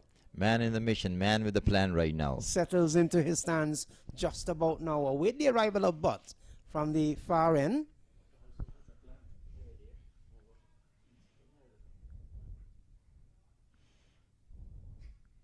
Beaten outside the line of the off stump, and here goes the oohs and the ahs and oh my, and like you're in church on a Sunday morning. Sunday life is good like a Sunday morning. It remind me of a song. The over comes to an end. At the end of the over, the Param Veers Cricket Club, they're 15 for a loss of 2 wickets. Christopher Gayle is on 1 from 4 delivery. Young Stephen Taylor, he's on 1 as well from some 3 delivery. I think Waqas Butt did a good job on bowling, especially against those senior and very experienced players. and he did very good in his second spell as well, and he got some dot balls in it apart from one wide, but he gave away like 4 runs in that over. That was okay. They need to win at this stage is 102 balls, and they need at 143 runs to get to the victory side of the game. On the other hand, Junaid Siddiqui is doing good bowling too, and he's a left arm, right arm, and he's going to do a leg spin, and which is going to be off spin for the left-handers. So it's DL is the new bowler, bowls to Gayle. They'll push down towards the point region. Stephen Taylor. Correction there, that's young Stephen Taylor. Pressure is building up in a commentary room too. I agree. And he's it- swinging it away out towards long on, wide, 6. and that's 6 runs. So Stephen Taylor start the party. It's a party time, but thing is that is Patel, like I said, like he's bowling around, and he's a right arm, and this off spin for the batsman. They need to have a deep mid wicket to guard that boundary. That one was up in the black hole for some reason. Stephen Taylor dug it out, so no run. So Mark Dale is into the attack. None for 6, some 3 deliveries, and we're into over number 4. Onto the back foot on top of his toes. Leads it into the cover region. They should try to bring a off spinner now. Off spinner. It will be more dangerous for the batsman to playing the off spinner. It'll be a leg break for them. So push it out into the offside. No runs. 21 for 2. Stephen Taylor is on 7. Chris Gayle is on 4. We're into over number 4. Being And- bowled by Dale from the southern end. And Stephen Taylor swing that away down towards backward of square. This will run away into the boundary for 4. Not only it has the legs, but it make some gallant speed going towards the boundary board. So young Stephen Taylor on the run. He's decided to take the bowler on. The over comes to an end, and at the end of the over, at the end of it, the Param team, they're 25 for a loss of 2 wickets. Chris Gayle is on 4. Stephen Taylor is on 11. Just 9 balls. And required run rate at this stage of the game is 8.3, and the current run rate is 6.3. They are a little bit behind, but as long as they don't lose wicket, they'll be in a good condition. But on the other side, fielding side of it, they need to bring off spinner at this point for especially for left-handed batsmen. I think you'd make a good manager. I'm gonna make a recommendation for you. I'm not a manager. Manager is the one who do things for others. Oh, that's what that is. Well, they do a lot of things, you know. But I am the one who set a goals and have them accomplish it. Down towards point, and Chris Gayle gets a single. Never a dull moment with my partner here, Dr. Khan. Enjoying his company and his analysis of the game as well. I am a great fan of leadership. Leadership is not only in politics. Leadership is in every step of your life, even in a cricket. You hear that, Audley? Even in the game of a cricket leadership, you need to plan. You need to plan it right from the start. And how you're gonna get from point A to point Z. That's more important than how you play. This one is stayed away down towards point, no run. So young Stephen Taylor playing very carefully, along with Chris Gayle. They're chasing 158 for victory. They're quite a long ways from home. They're 26 for a loss of 2. Yeah, Waqas Butt is doing a excellent job for his side, and he's doing pretty good, decent bowling so far. And Beaten outside the line of the off, some good delivery, cutting away from the left-hander Stephen Taylor. He even gets a round of applause from the man at the cover position and also the wicket keeper. Did a good job. That's what I was talking to you about in the previous hour, that they need to bring off spinner from that other end to give a little bit harder time to the batsman. So there was a little bit of conference between Stephen Taylor and Christopher Gayle. Chris Gayle have lots of experience.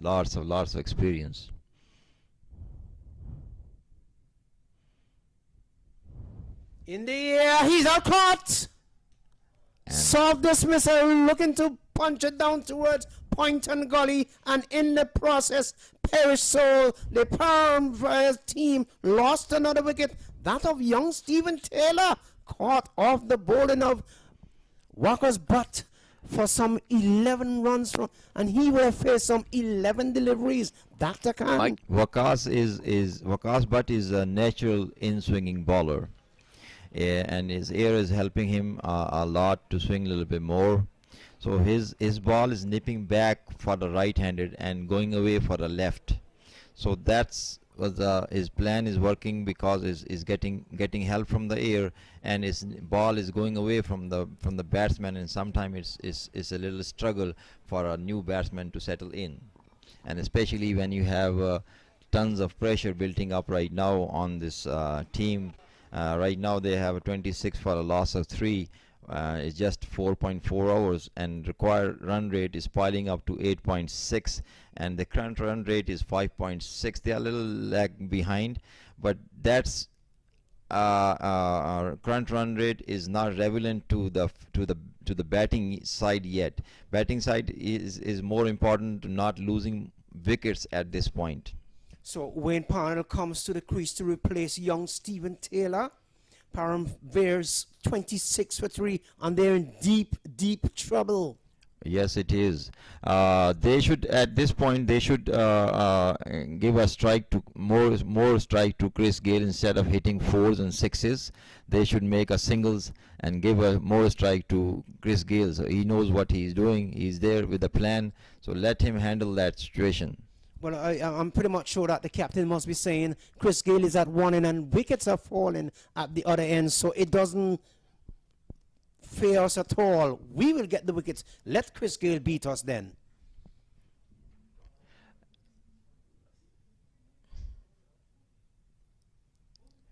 So that's a smart way to do it now, right? To take a single and give the strike to Chris Gayle. Let him do his part, and he has planned to make it through. So 4.5 overs gone. Chris Gayle comes into strike. So one more legal delivery before Mr. Watson and Mr. White comes a begging. So 27 it is for 3. Leaving to the very capable hands.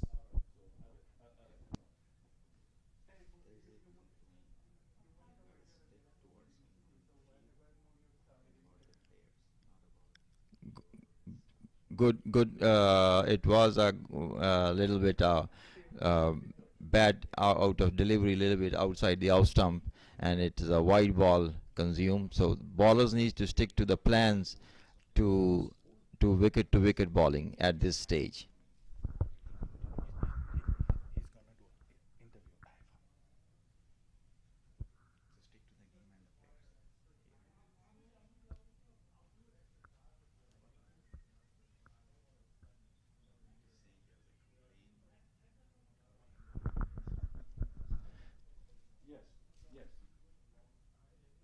So the over comes to an end.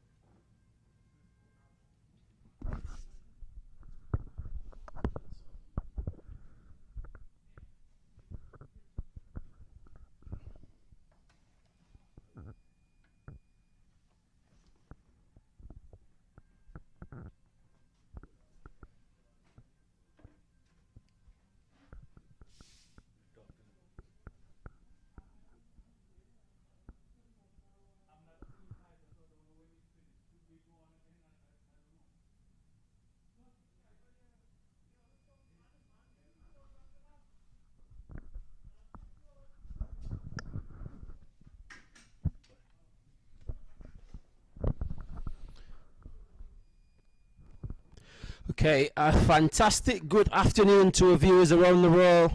Lenroy White alongside Audley in the commentary box at the minute. It's approximately 12:26 here in Fort Lauderdale, Central Bar Regional Park.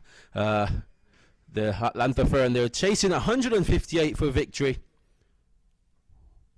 with Chris Gayle at the strike. Looking really confident. That's a wonderful sweep down to backward square. 4 runs. Chris Gayle means business at the minute. And he looks in really good touch. 3 boundaries out the over so far. Chris Gayle stepping up the momentum and getting the pace on for the Atlanta Firm. Looking really superb at the minute. He's playing towards his game plan, but now he's about to execute, and he looks really in really good touch from our perspective. So it's wonderful stuff. The bowler Mark Dale confused where to pitch the next one because Chris Gayle is about to accelerate at the minute. Oh, that's going to be very close. He's given. It's gone. Chris Gayle gone. Mark Dale strike. Fantastic stuff here. The Brampton. Oh my word, what a big wicket.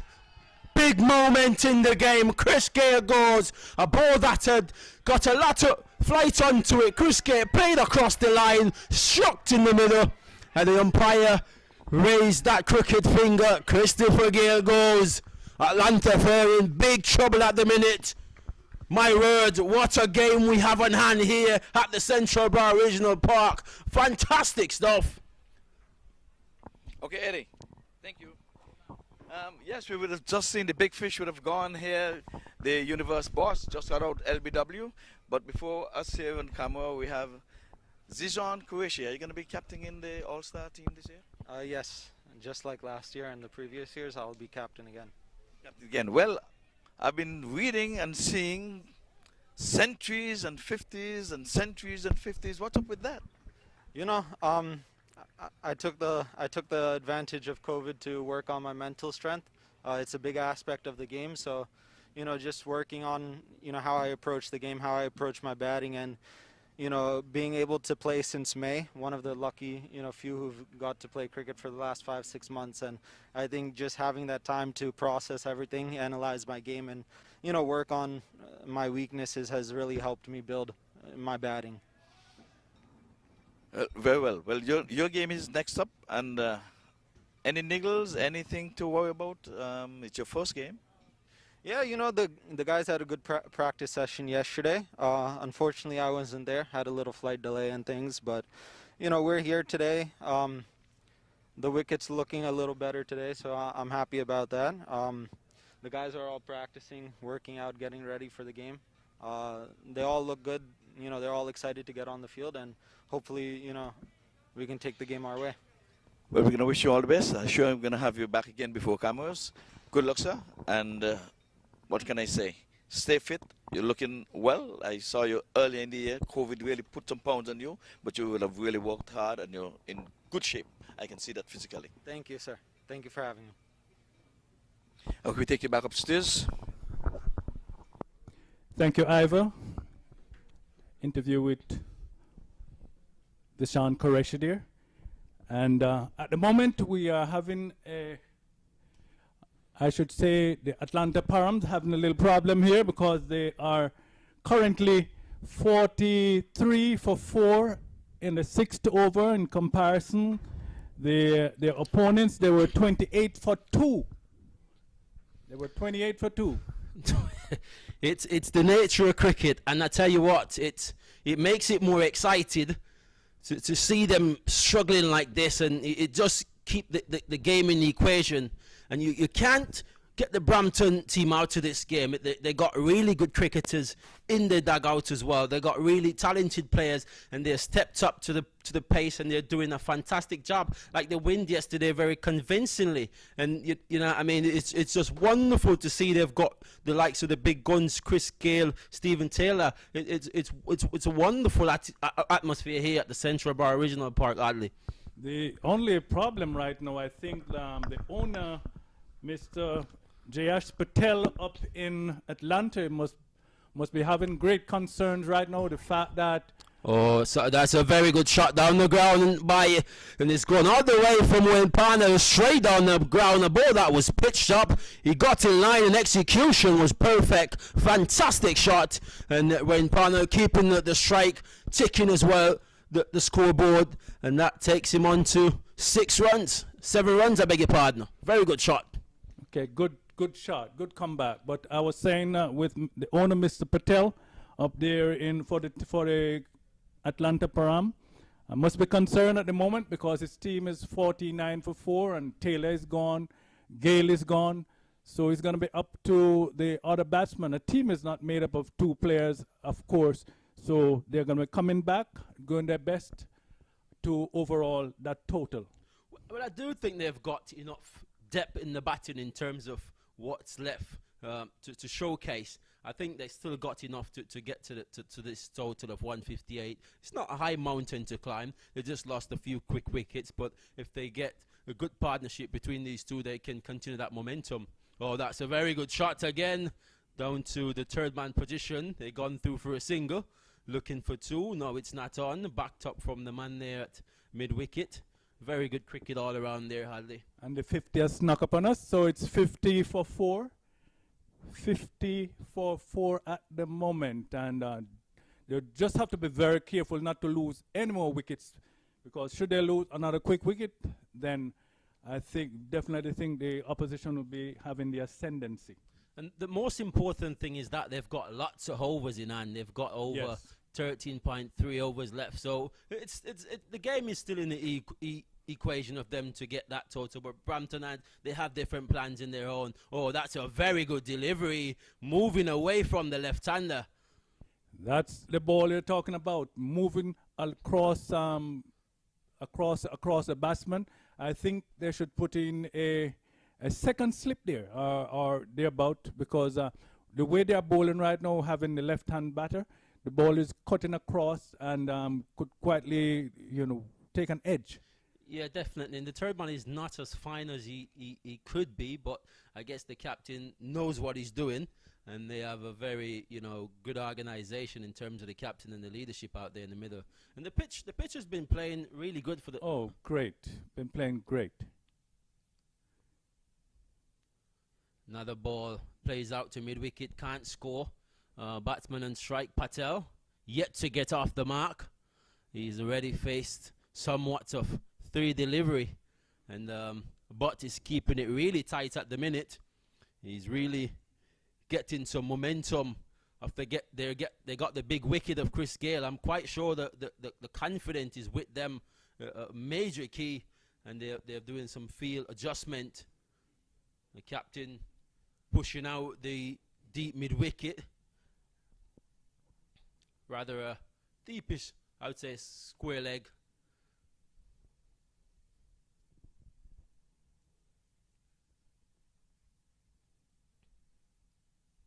Oh, very good delivery, just moving away from the left-hander again. Hardly. Fantastic over, very good stuff. Very good stuff. It's a duel out there between bat and ball, and the bowlers, but made a good comeback. I mean, he kept things very quiet, having the batsman playing and missing outside the off stump. This is intriguing cricket. Very good cricket. And we looked at Chris Gayle dismissal, the ball that was going on to hit middle of the leg stump, based on the television replay. But somewhat, Chris Gayle haven't gotten to accelerate in this tournament so far as probably he would have wanted to, and the viewers would want to see him. But it just goes to show the eye level and intensity of the cricket being played here in the Central Bar Regional Park, the US Open at all. It's not a one-man show, it's a team effort. And the Brampton Pacers, they're showing that they've got the capability of taking charge and getting some wickets at regular interval. Absolutely what we're talking about. At this stage, the Brampton Pacers, they were 33 for 2 at the end of 7 overs, but the Param Veers, they are further ahead in the some 17 runs ahead in the score, but 2 wickets worst off, so they have lost 4 wickets. man to continue from the commentators then is Mark Dial. He must be riding high with confidence to get in the wicket of the universe. Boss Chris Gayle struck in front, LBW. And of course, in his batting, he put on a massive partnership with Perkins. I think he scored some 62 runs, if I'm not mistaken. So he is doing it with the bat, he's doing it with the ball. And that's very good stuff to see of the man. He is playing cricket at the highest level, and he will want to continue that momentum into this tournament and get his team off 2 from 2. Oh, that's a similar start to delivery, ball to Chris Gayle, but the batsman Patel just driving out to long off, and they have gone through for a single. That brings on Wayne Parnell on strike, who looks in good touch as well. He's got 9 from 5. And we know he can hit a very far ball as well. Yes, yesterday he was man of the match in his game, and we know he's a South African international. That one was a bad misfield, and what should have been a dot ball turned out to be 2 runs. Absolutely, a routine stop going towards his left. Ball went through, but nevertheless, the batsmen on top of their game, they saw the mistake and they were able to come through for 2, and that's really good cricket. Oh, he goes across the line into the vacant, shortish mid-wicket area for a single. So he's keeping the scoreboard ticking at the minute. He's not allowing the pressure in terms of that ball to be accumulated. And, you know, I mean, it's a great attitude from the batsman to try and rotate the strike as much as possible. And that's the key, I must say, because while they need to consolidate after a rush of wickets went by, while they're consolidating, they are keeping the scoreboard ticking. Absolutely. So Mark Dale again looking, riding with maximum confidence. Ball cut out to the shortish cover region. Can't score is Wayne Parnell. Score remains on 56 for 4 after 8 overs has been completed. Just a reminder that you are watching US Open Cricket from right here in South Florida, the city of Lauderhill, and you're watching the cricket from the Broward County Stadium. It's 102 to win from 72 balls. Still in reachable zone. Oh, yes. T20 cricket.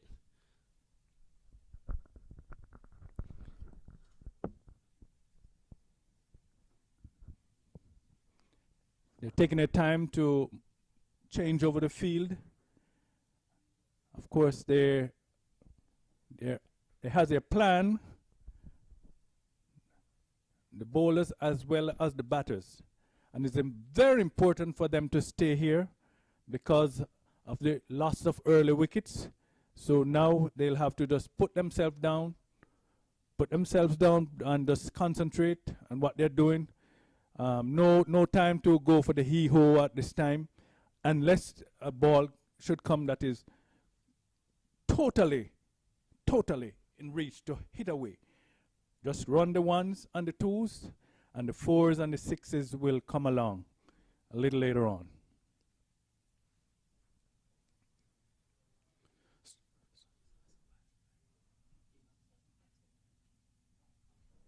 So Julian will be coming in from the northern end. Leonardo Julian. Very tidy candidate. He's very economical. He gets the odd one to turn. Oh, and that's a big heave, and he's gone. He's struck immediately in the attack. Patel goes, trying to go over extra cover, leading edge, down to the gully region, and a fantastic catch, and they're in deep trouble at the minute. 56 for 5. Now I would say they are in a spot of bother. I don't know if I'd say it's deep trouble. They could be, but right now they are definitely not looking too good. 56 for 5. There are a lot of overs in hand, so they'll just have to keep the wickets in hand. Just moments before I mentioned that they should consolidate, stay there, the 6s and the 4s will come afterwards. But with the loss of quick wickets, 4 down prior to this one, they just need to stay there, make the 1s and the 2s, and then later in the innings, they could accelerate. But he went at that one hard, and it was an easy catch. Yeah, fantastic catch as well. But you looked at the equation. You looked at yesterday's game, Chris Gayle against Bishu. Bishu just got into the attack. Chris Gayle going eve over mid-wicket. He was bowled. Today, for the very first ball. first delivery. And now you've got Julian into the attack. He has not seen him out for 2, 3, 4 deliveries. He's going through a big eve over extra cover, and that's what sometimes you need to take 3 or 4 balls and try to get your eye in, see what the ball is doing, see what the bowler intentions are. And he didn't do that, and that's the reason of his downfall. But they still got somewhat batting left. They've got the massive hitter, Ebanks, still left out there. We know Ebanks, he can be very destructive as well. He hasn't got going, but he didn't really need it to get going yesterday. But today is a very crucial day for him to really step up to the plate and get his team over the line. Oh, gracious me, another big eve. And indeed, he's going to be need needed. an edge.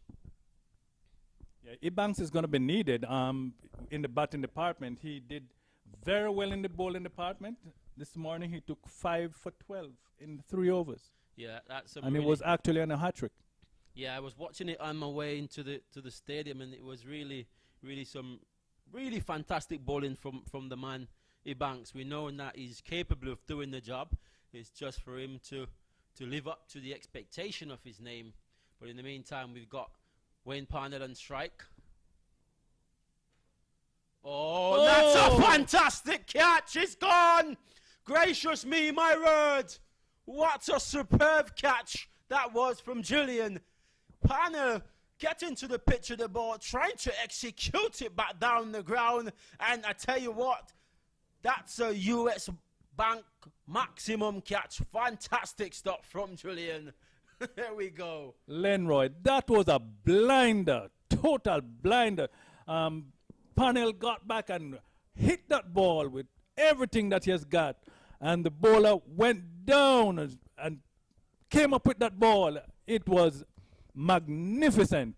All the adjectives can be put to that one, the good ones. Absolutely. Stunning catch. They've got somewhat players in the team who have playing at the decent level of cricket, CPL cricket, regional cricket, but they haven't got a lot of big names such as the Chris Gayle, the Wayne Parnell, but the Stephen Taylor. But somewhat what they've got is that they've got a unit together. They gel well, they play well together, and it's showing. It's showing out there. It's showing the charisma, the energy, and you know what I mean, the togetherness of these youngsters, and that's what you need to see. They're more hungry for it, and they're delivering out there today, the Brampton Pasters. So now I will say they are more than it's more than a spot of bother. They are in deep trouble. Absolutely, and it would nothing they can't recover from. But at the moment, the situation is where they are right now. They are in trouble. Big trouble. So this over so far, wicket, 1 wicket, 57 for 6. New man to the wicket, Cameron Khan. So they are 101 behind. I beg your pardon. Damien Ebanks to the wicket, new man.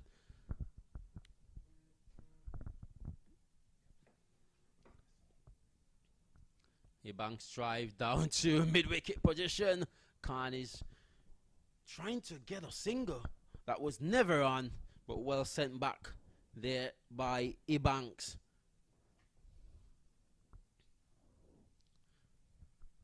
We approach his over number 9. Oh, my word, what type of shot is that Ebanks playing? He just got to the wicket. Oh, my word, that's just not proper cricket. Fortunately for him, he is still there. We could have been seeing the finger of the umpire, but it was not to be.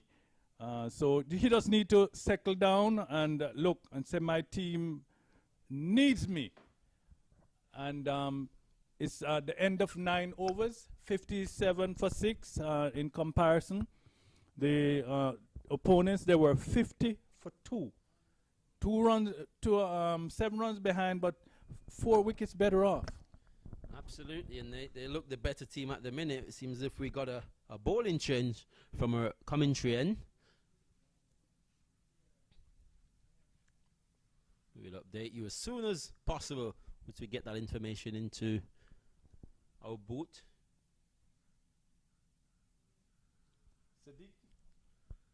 So we have Siddiqui will be coming back. Junit Siddiqui. He has bowled 2 overs before. 2 runs, 1 wicket.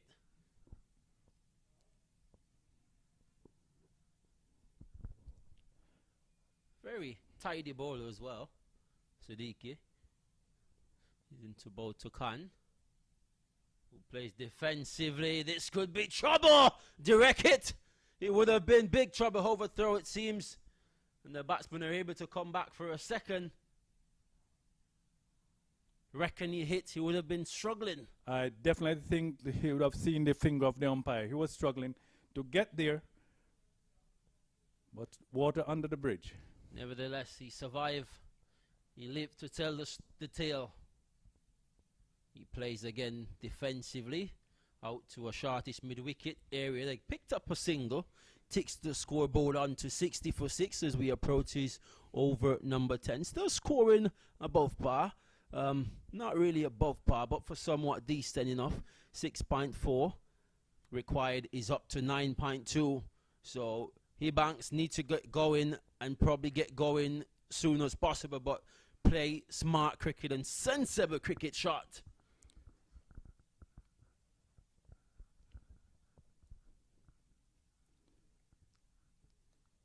Smart cricket is the operative word there. The smart word, the word smart, the operative word. He plays this one fine. Down to the third man era. They're running back for a second. They're looking for 3. Yes, this could be touch and go. But fantastic work. Oh, my word. He looks. Umpire. Not interested. Says not out, but he had to put his running boots on for a minute there. He hesitated because the throw was going towards the striker's end, but the return came to the non-striker's end. Very, very smart cricket from the fielder and the wicket keeper as well. Yes, indeed, he was in 4th gear, but when he saw what was happening, he went into overdrive, and that was what took him home. Absolutely, and it doesn't matter. You don't know the sort of hands that these fielders have. It could be a rocket arm, so you need to get back to your wicket as soon as possible. And Ebanks was in the spot of bother, but he made it home quite easily. He's a class act player. We know he can go for the maximum quite easily. As we look to our right, we see to our left, we see the US All-Star team warming up with the likes of Ali Khan. He goes across the line, ball turning away from Kimar Khan. Very good start from Siddiqui.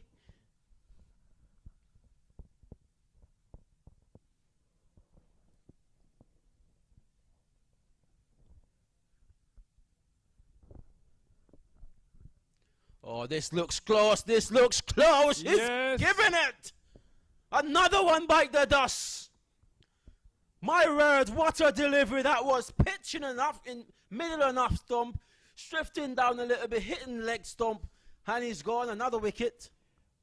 The umpire went up in slow motion. Dreaded the crooked finger. But it doesn't matter if he did it in a hurry or slowly. He's out. He's on his way. Walking back dejectedly. And they must be saying to themselves now, what's going on? The captain himself is coming out, Red Emirate. My word, it's not even a spot of bother. This is deep, deep, deep trouble. Tsunami has hit them. One would say. We know Emirate can bat a bit, so as we mentioned earlier, they've got deep batting, but this is beyond. Is this going to be the first upset of this tournament? It could be. We here, well, at least we're talking about this side should be the favorite, or if not among the favorites to win the trophy. It's not that they still can't win because there are still some games to be played, but we weren't looking for this. When, of course, we mentioned again that on paper, you know, on paper you look at the team and say, this is the one that's supposed to win it all. But then the game is played on the pitch on a given day. Absolutely, and we got to give credit to William Perkins for the way he batted and the maturity he showed in terms of the way he constructed his innings. He built a platform and he executed at the end superbly. He waited, and at the end he waited for the right moment, and he got his team into a respectable target. But at the minute, it doesn't look respectable. He looked like a mountain to climb at the minute. So very good batting from Perkins to put his team up in a demanding position. As we look across the side screen, we see the USR star with the likes of Ali Khan, Vishan Qureshi. And we can't forget our local base player, Orlando Johnson and Yes. Damien Rowe. There are some players to look out for in this tournament as well. They've been getting, Johnson been getting among the wicket in the tournaments here, and Rowe, he has gotten consecutive 100 in practice games over the weekend. So he's a great player to look out for in this tournament as well. And Johnson has been a very consistent performer over the years in this US Open. Left-arm fast bowler. And he gets that Yorker in Deadly effectively. Yorker. Very effective. And he has some sharp pitch delivery as well. He can put you in a spot of bother if you're not quick to get out the way. I saw him a couple months ago against Sherwin Powell in one of the league games here in South Florida. And he had one somewhere up maybe 90 miles an hour. Got Sherwin Campbell in a spot of bother. And he does not necessarily run from too long, but the speed and thing from his broad shoulders, I think, you know, generate that speed. Absolutely. And we had a fantastic innings from the big man yesterday, Kenar Lewis, who has a lot of farm to his name at the minute. So, oh, he goes here. This could be another. Yes, it is. It's gone. Hibank scores. He perished out to deep mid wicket, going for the maximum. He got a little distance on it, but the elevation wasn't right. And the man coming in from deep mid wicket took a fantastic catch, and he's gone. Hibank scores. He bites the dust. I know the captain and everyone must be very disappointed at this moment, looking at the scoreboard. 63 for 8. Yes, it's going to be changed to 8. Or is it 7? 63 for 8? Yes, 63 for 8. Very disappointed as it bounced, who we were banking on to pull this team out of the spot of bother or the deep trouble that they were in. Well, he is now walking off once again. Absolutely, we were banking on him. I just checked my account. He got a negative balance in. We didn't get much. We didn't really get much in terms of banking investment in Hibanks, as he names pronounced. But yeah, he did it in the bowling, and we're begging, you know, for him to do it in the batting, but then it did not happen. So we invested. We got to a decent profit. So we invested more, ended up losing everything at the. Oh my word, cricket at its best. We have to give credit. We have to give credit to the Brampton Pacers, the way they have constructed their bowling unit. And at this time of the game, in their innings at the end of 10, they were 61 for 2. So I think this is the last hope of a partnership in these two new batsmen to the wicket. Akil Oslen.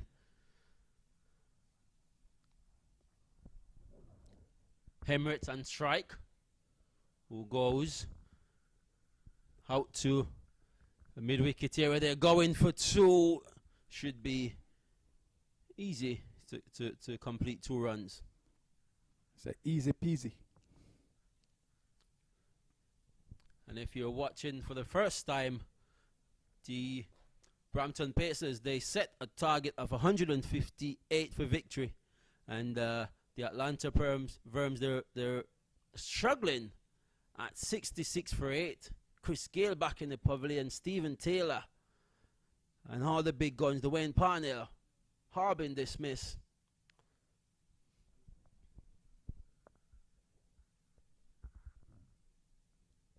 Oh, he goes again, and this time he goes through the field for 6. Yes, I think the fielder was very concerned about his foot on the rope, and in so doing he was a bit distracted, I would say, and the ball went through and over for 6 runs. For a moment, I thought he was going to pull it off, but being so close to the rope at times can be very distracting, and exactly what... Oh, he goes again, Emirates. Didn't get enough elevation on the shot, down to a wideish long on position. He's able to come through for a single. Well, as the captain of the ship, he said, look, I'm going down swinging. Absolutely, you're going now, you got to go with a fight, and I think Emirates sees that he's the only recognizable player left out there, so he's going to take things into his own hand and trying to get his team to a respectable total in terms later on in the tournament. You never know what the run rate system will be like, so you want to get to a respectable total, bat out the 20 overs if you can, and get yourself into a better position later on if you need it. Right, net run rate, yeah. Hussain on strike. Plays defensively, back to the bowler. Can't score.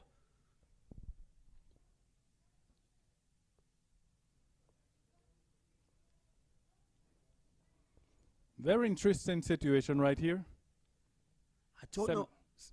72 for 8.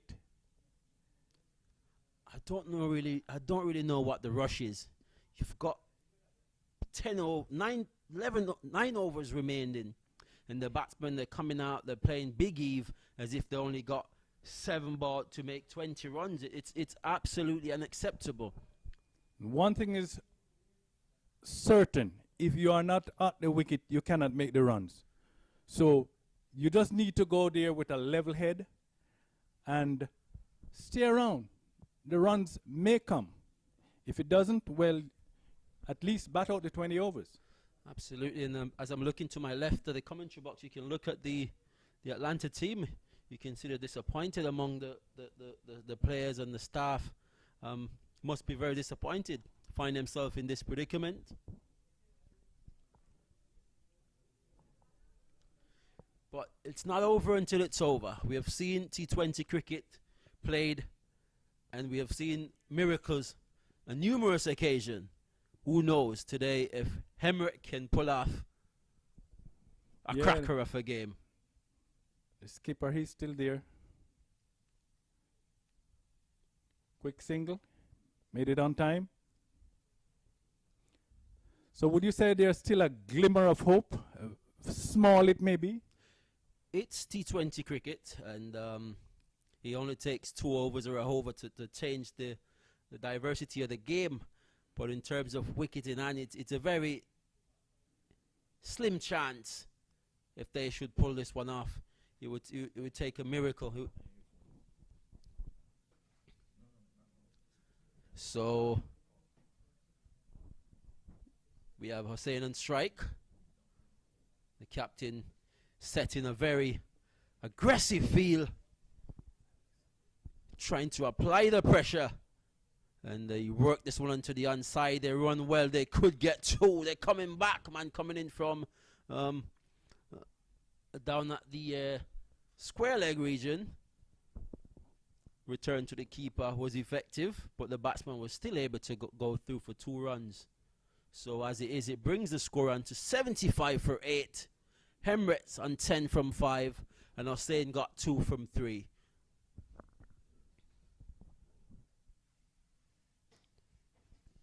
I've seen games where you have lost 1 wicket and the tail end, the number 10 and 11 still able to put on a very quick 50-60 partnership. So it's T20 cricket, and these players, they play that very good level international. Emirate Hussain played at the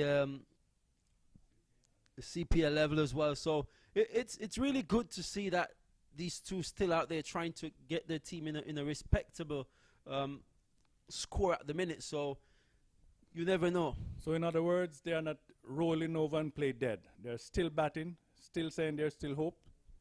And indeed, that's encouraging. And of course, I said before, with the captain still there, you got to be optimistic. I would admit that it's slipping away from them, but it's not gone. It's not yet totally gone. I remember some years ago we had some elections in Jamaica, and one journalist started to sum up the prominent politicians that lost their seat, and he was saying this is gone, and the next one came in and corrected him, saying no, they're not gone, they are going. So they're not yet gone, they're going. Absolutely. There is always room for a comeback. Yes. As we have seen it numerous occasions at all level of cricket, international, locally, regionally, you have seen it. So you never write off a team. Emirates drives back down the ground. And Siddiqui completes his over. He's bowled 3 overs so far for 14 runs.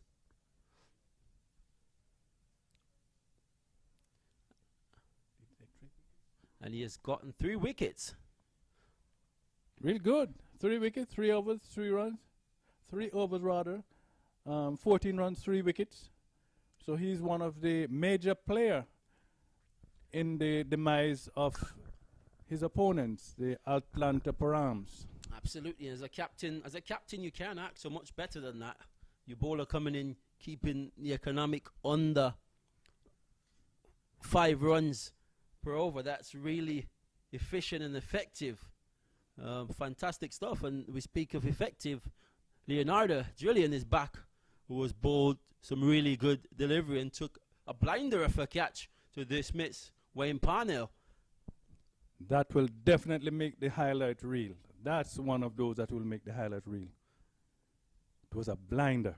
One of the US Open Classic catch. He goes down to wideish long off.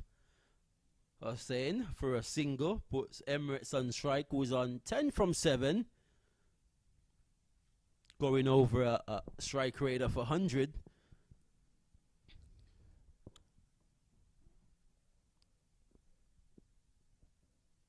And the level of cricket being displayed today by the Brampton Pacers has been absolutely remarkable, and it goes to show that cricket is played on the pitch, not on the selection panel or in the paper.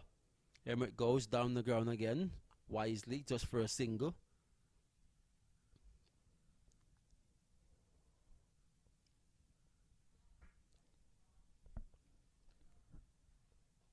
You can see the players moving around briskly with anticipation.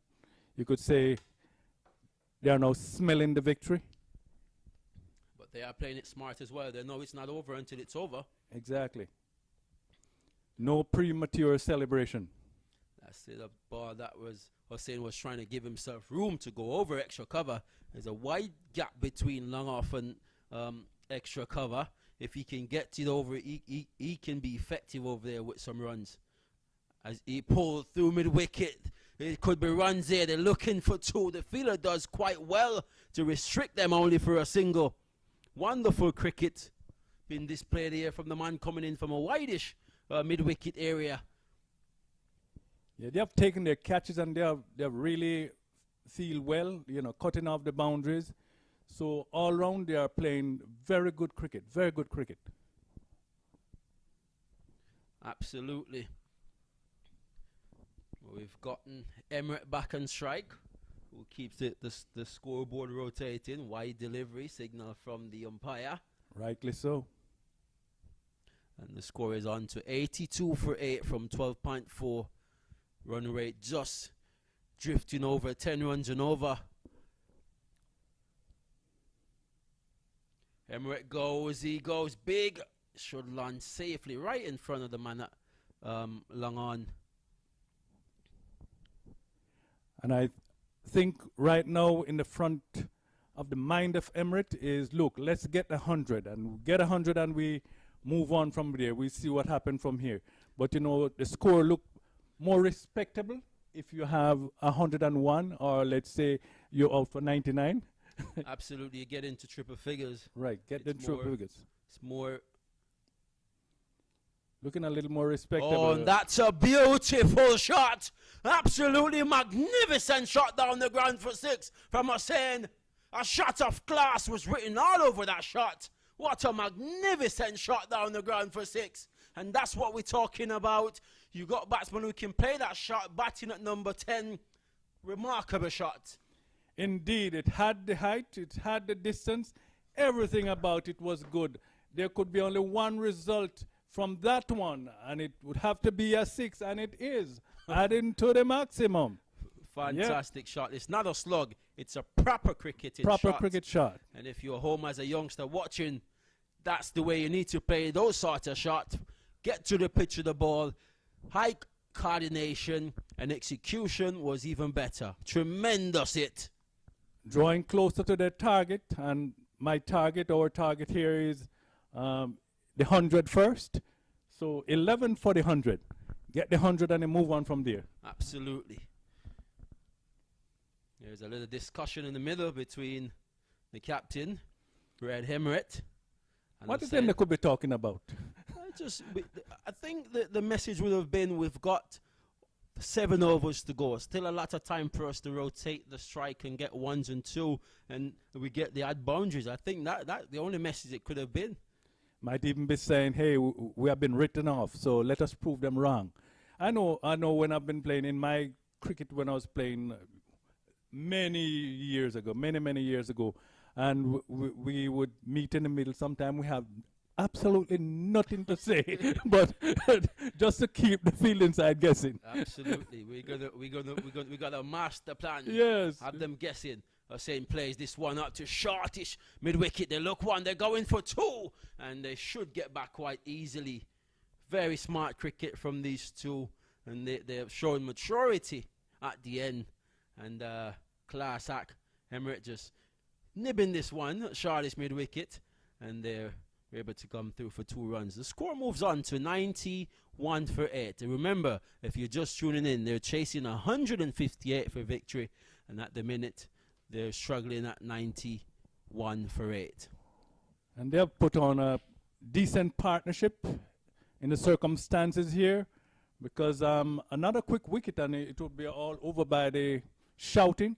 But Hussain came in and he's saying, look, it's not over, along with his captain. And they are going on. And they are, as I said, the first target, I think, is 100. Let's get 100, and we move on from there. Well, I think it's an excellent partnership. If you should ask me, it's the best of the innings so far, 28, and they've constructed with some maturity the way they go about the innings. He bows again. Hemeret plays down the ground. The man coming in from a wideish long on position, picked up and returned back to Siddiqui, who is trying to get another one in the bag. He has already got 3 for 17. If he could get another one, that could probably put him in to contingent for the man of the match. And if his side, especially if his side end up winning the match, then he would definitely be in contention. Well, at the minute, he has a 99% chance of his team winning this match. But you never know. We always say it's cricket. He goes a wonderful little dib on the onside. I think they're thinking about 2, and they decided against it, which is smartly, I think. Yeah, they're playing smart cricket presently. And with the captain Hemeret there, you expect them to play smart cricket. You expect he and his partner to play smart cricket. As we have emphasized over and over, he is a man with a lot of experience. He has played all over the globe in international T20s and some T10s. But at some stage, you would have expected someone from the coaching staff to have gone into the dugout and said, okay, we have lost 4 or 5 quick wickets. What's going to be the change of plan? Let's go to plan B. You know what? Bat 5, 6 over. Get to a respectable total. But everyone was in a rush of blood to just hit maximum. And that wasn't the case. The bowlers were bowling effectively. And you know, you need to respect that at times. It's not just about the naive cricket. You want to play a big shot. No, it's not about that sort of situation. You got to respect good cricket. And I think that the Atlanta Fern, they didn't respect that, and that's why they're in this predicament at 94 for 8. So the bottom line is that you'll have to have some contingency plan. You know, you set one up and it didn't work, go to your contingency. Absolutely. And anything that you do, you need to have a plan A and a plan B. Mind sharp, you could get a C in there as well. Or saying plays out to shortish cover. Can't score an ease. A wonderful spell from Siddiqui. He has completed his 4 for 19. He's picked up 3 important wickets. And that's wonderful stuff. The captain could never ask for a much better spell. He's showing appreciation from his teammates out there in the middle. So at the end of the 14th over, we have 6 overs to go at the end of the 14th over. And the Brampton Pacers, they were 106 for 2. So they are ahead now in runs scored, and of course much better off with wickets falling by some 6 wickets. Well, it was at this stage where William Perkins picked up the momentum for the Brampton Pacers. And, you know, they had wicket in hand, and that's what you need in any form of cricket, not just T20 cricket, but one-day cricket, the 50-ball version, test cricket. Once you got a wicket in hand at the back end of the innings, then you can accelerate. We have seen it. It's been a problem throughout the region as well at West Indies cricket. You know, they look. If you look at the way that they constructed the test innings, they lost like 6, 7 quick wickets, and the tail ender had to come out and, you know, I mean, save them somewhat some embarrassment. You saw Alzari Joseph came in, with the West Indies. It needs to be discussed amongst these coaching staff. They need to analyze it and see this is where the problem is. What can we do to make it better? Can we get a different player in this sort of role to do a better job than what the previous?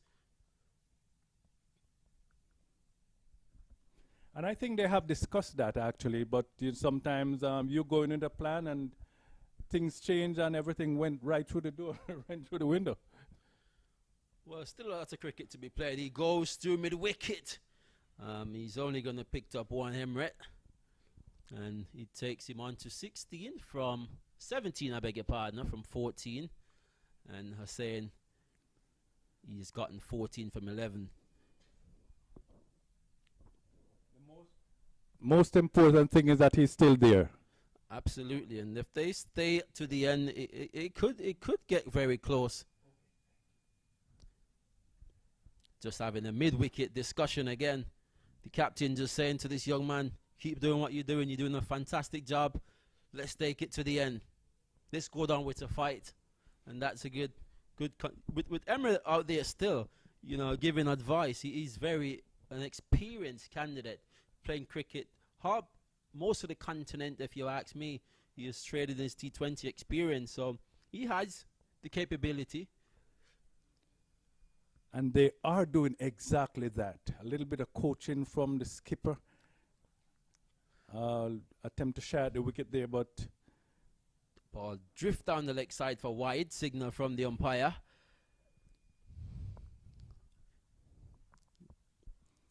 And for those of you who are just joining, we have, from time to time, we have new viewers coming in.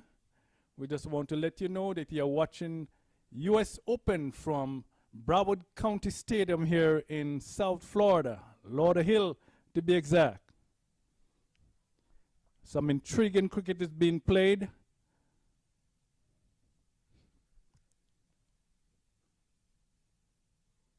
With the captain out here fighting, hammer and thumbs, along with Akeem Hussain, trying to keep his team alive, trying to keep the ship afloat.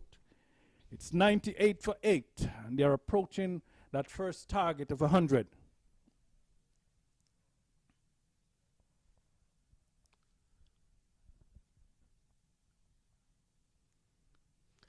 Very good clipped down to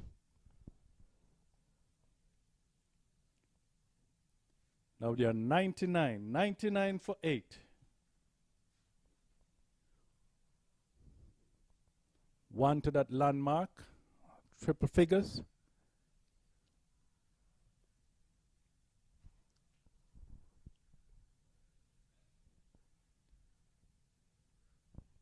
New bowler back in the attack. Bra coming from the West Palm end. Emirates trying to heave this one over mid-wicket. Didn't make maximum contact. So he lives to fight another day. Just a half-hearted appeal from the bowler, Bra. Yeah, I was wondering if the ball hit the pad or the bat, because he appealed. Maybe it was on the bat and pad. Don't really know about the umpire. Important thing, the umpire was not interested. He's a man that counts. He goes straight down the ground. Could get some runs here. Two-fielder converted. They're looking for two. Send back from Hussain. Very smart cricket. And the 100 is up. Yes, we have been anticipating the 100 for so long, and now it snuck up on us without even I didn't even notice that it is here. After So 14.5, current run rate 6.7. And the required run rate at the minute is 11.2. Very good delivery, appealing. and a cheeky single just in front of the batsman, but they took the opportunity to run for their lives, and they made it safely. 101 for 8. They are hanging in there. And of course, their supporters will be feeling much better. To go down is one thing, but to be bowled out for under 100 would be another thing. So they are over the 100 mark, and they are still fighting. Good, intriguing cricket, good, intriguing contest here between bat and ball. Yeah, very good fight back from Param Verb, getting to a respectable total of 101, somewhat into double figures. At one stage, there were 60 summit for the last of 8 wickets, so the partnership is now on to 38. Very decent going between these two batsmen, Hemret and Hussain. They're looking really convincingly and productive at the minute. They're rotating the strike pretty well.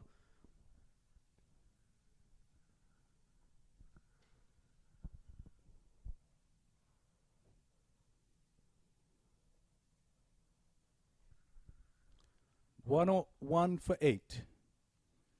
Seems as if we have a bowling change from our commentary end.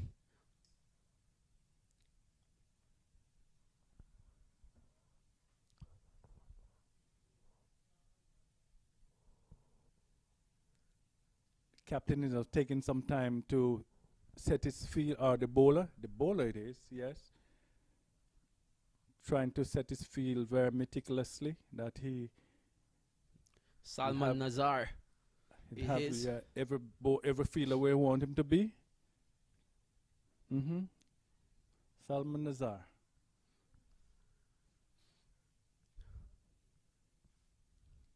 He's into ball. Oh my word, that's gone miles out the park for 6. Over mid-wicket, first delivery. Hussain said, it's time to come to the party. 17 rows back, a massive hit. Hussain pulled off a Rodney Dangerfield on Nazar. And Rodney Dangerfield, of course, you know the slogan, no respect, no respect.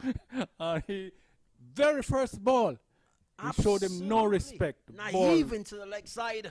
Way up, out of the ground, and that would have been 6 on any ground in the world. You talk about Lodge, you talk about Old Trafford, you talk about Sydney, anywhere that would have cleared it with ease. About 17 rows back over mid-wicket for 6. And he looked to take a liking to Nazar so far. He's in the mood. And Nazar is about to change. Now the umpire is taking a look at the ball, and everything is okay. My word, that was a US Open maximum classic 6. Oh, he goes again, and this one is even further. Oh, gracious me, what a shot. Absolutely magnificent. He has come to the party, and he's ready to go. Oh, that's a gracious me, what a shot that was. We are watching some intriguing cricket here. The audience, everybody comes alive, and especially his teammates down the bottom there. Now, just some few overs ago, it was like all was over, but now it's 113 for 8, and there's a lot of life, still a lot of cricket to go. Remember, we're saying cricket is a game of glorious uncertainties. And he is showing Nazar no respect. No respect. He is demolishing the first 2 delivery for 6 over mid-wicket. Let's see the outcome. Oh, this time he goes a little straighter down the ground. A bit bat onto it, onto the pad out to extra cover for a single. That put Hemritt on strike, who doesn't need to do anything silly here. Has already gotten 13 from the over. Yes. He just need to keep this scoreboard ticking, get 1s and 2. So Hossein has hustled on to 30 from 17. And the partnership is up 50 runs. 51. 10th wicket partnership, and we have mentioned that earlier. We have seen it in numerous occasions. Number 9, number 10, 11 putting on big partnership in numerous tournaments, and they're delivering again once again. Good 9th wicket partnership so far. In times of trouble, they're digging deep, and that's what's needed. And look at the equation. Only 44 to get from 26. Still possible. Hemritt goes, and this ball is running down to the third man region for 4 runs by a signal from the umpire. So runs are coming here, and it's very crucial runs at the minute. It doesn't matter how it comes. Just need the runs. So they have gotten. So just in case you're asleep in front of your television, 16 thus far from the over. I know you're fully awake because we're having some exciting cricket. And so as the over comes to an end, they've gotten 17 from it. Salman Nazar was taken to the sword, demolished to all parts of the ground, and that's one of the biggest overs so far of this game. Fantastic stuff. So it's 119 for 8. Very big over for Atlanta Param, yes, and well needed. And for them to win the match, they're going to need another over just close to as big as this one. And the captain, as I said many times, is still there with a level head with his partner Hussein. And who knows, maybe they can pull this one off. One of the biggest comeback in U.S. cricket history. So far, where is your money at the minute? Which team would you be going with in terms of where the situation lies ahead? I'm not a betting man, but I would still be on the side of Brampton. But you just never know, because right now the Atlanta Params, they have the momentum going for them. Absolutely. And as long as they don't lose another wicket, they could take it home. I see. I sense something coming. Let's just see the outcome. Oh, and that's a heave. That's not heave over mid-wicket by Hemritt. And it's going for another classic. Maximum 6-run signal from the umpire. Absolutely amazing shot. Hemritt on the front foot. Launches over mid-wicket for 6. And the runs are flowing here, oddly. Atlanta Params has been resurrected. They're alive again. They are alive again. The skipper just dispatched that one way over in the mid-wicket region. Another 6. Hemritt slashes and slashes well down to backward point. They picked up a single. That puts the total on to 126. Pretty interesting. Pretty interesting. If you look at the required run rate a few moments ago, it was way about 11.5. Now it's down to 8.7. Still possible. So the equation is 32 from 22. Any given day you would have backed the batting team, but being the fact they have lost so many wickets, it's still in the equation.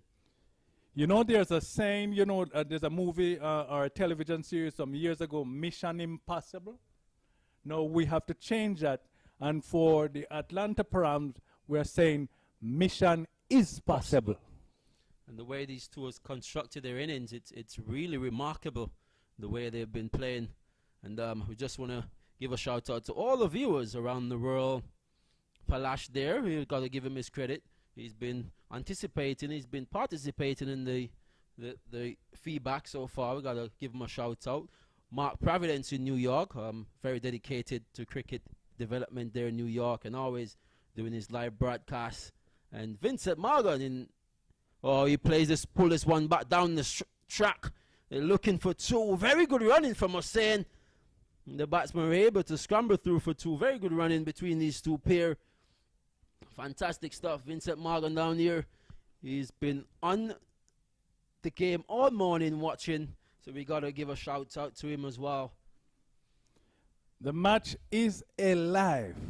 It is alive. Indeed it is. Indeed it is. And should Atlanta Param go on to lose this match, then no disrespect. We have to say, look, guys, you fought back big time.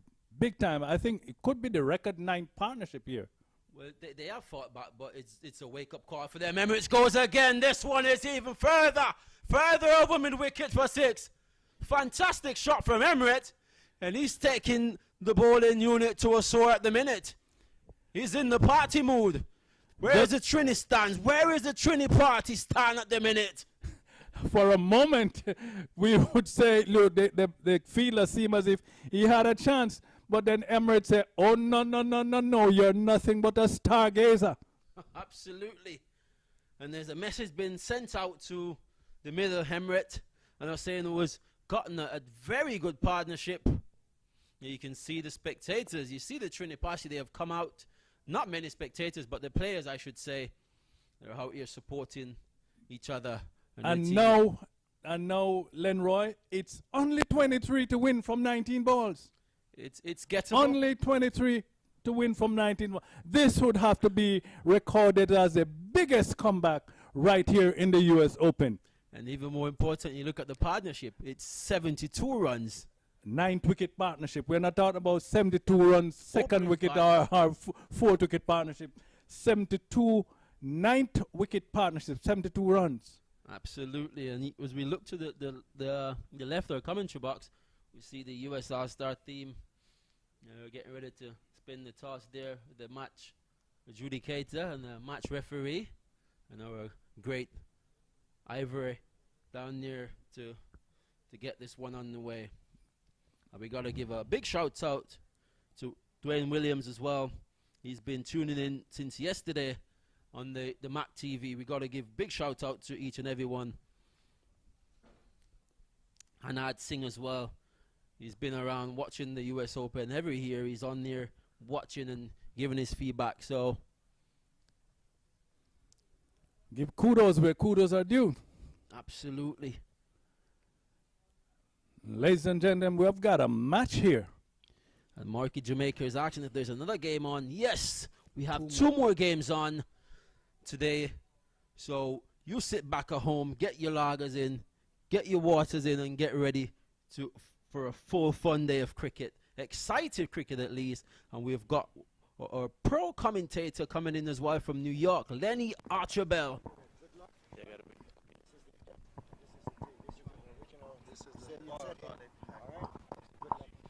The second match is just about to get underway here with a coin toss between Punjab Blues and the MAQ All-Stars, US All-Stars.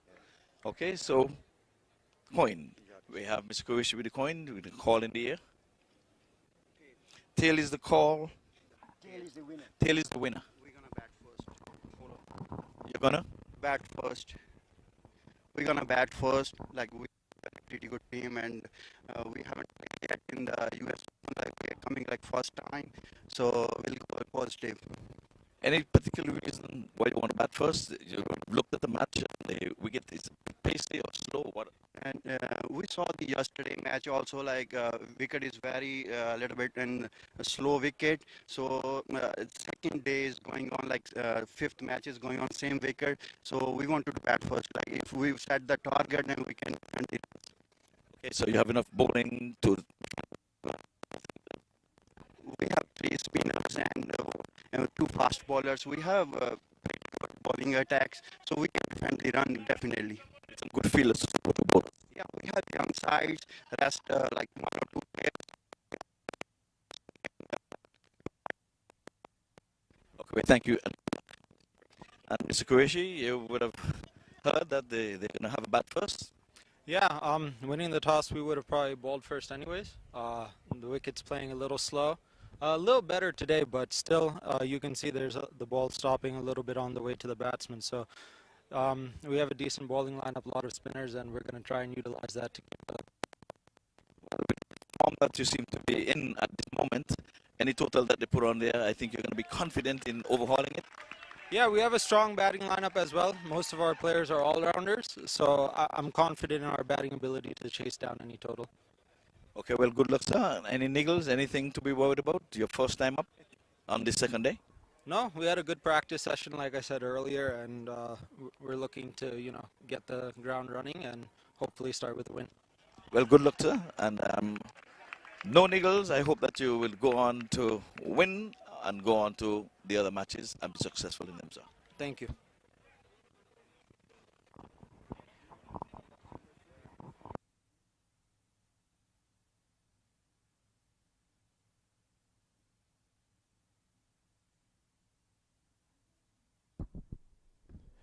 So there we have it.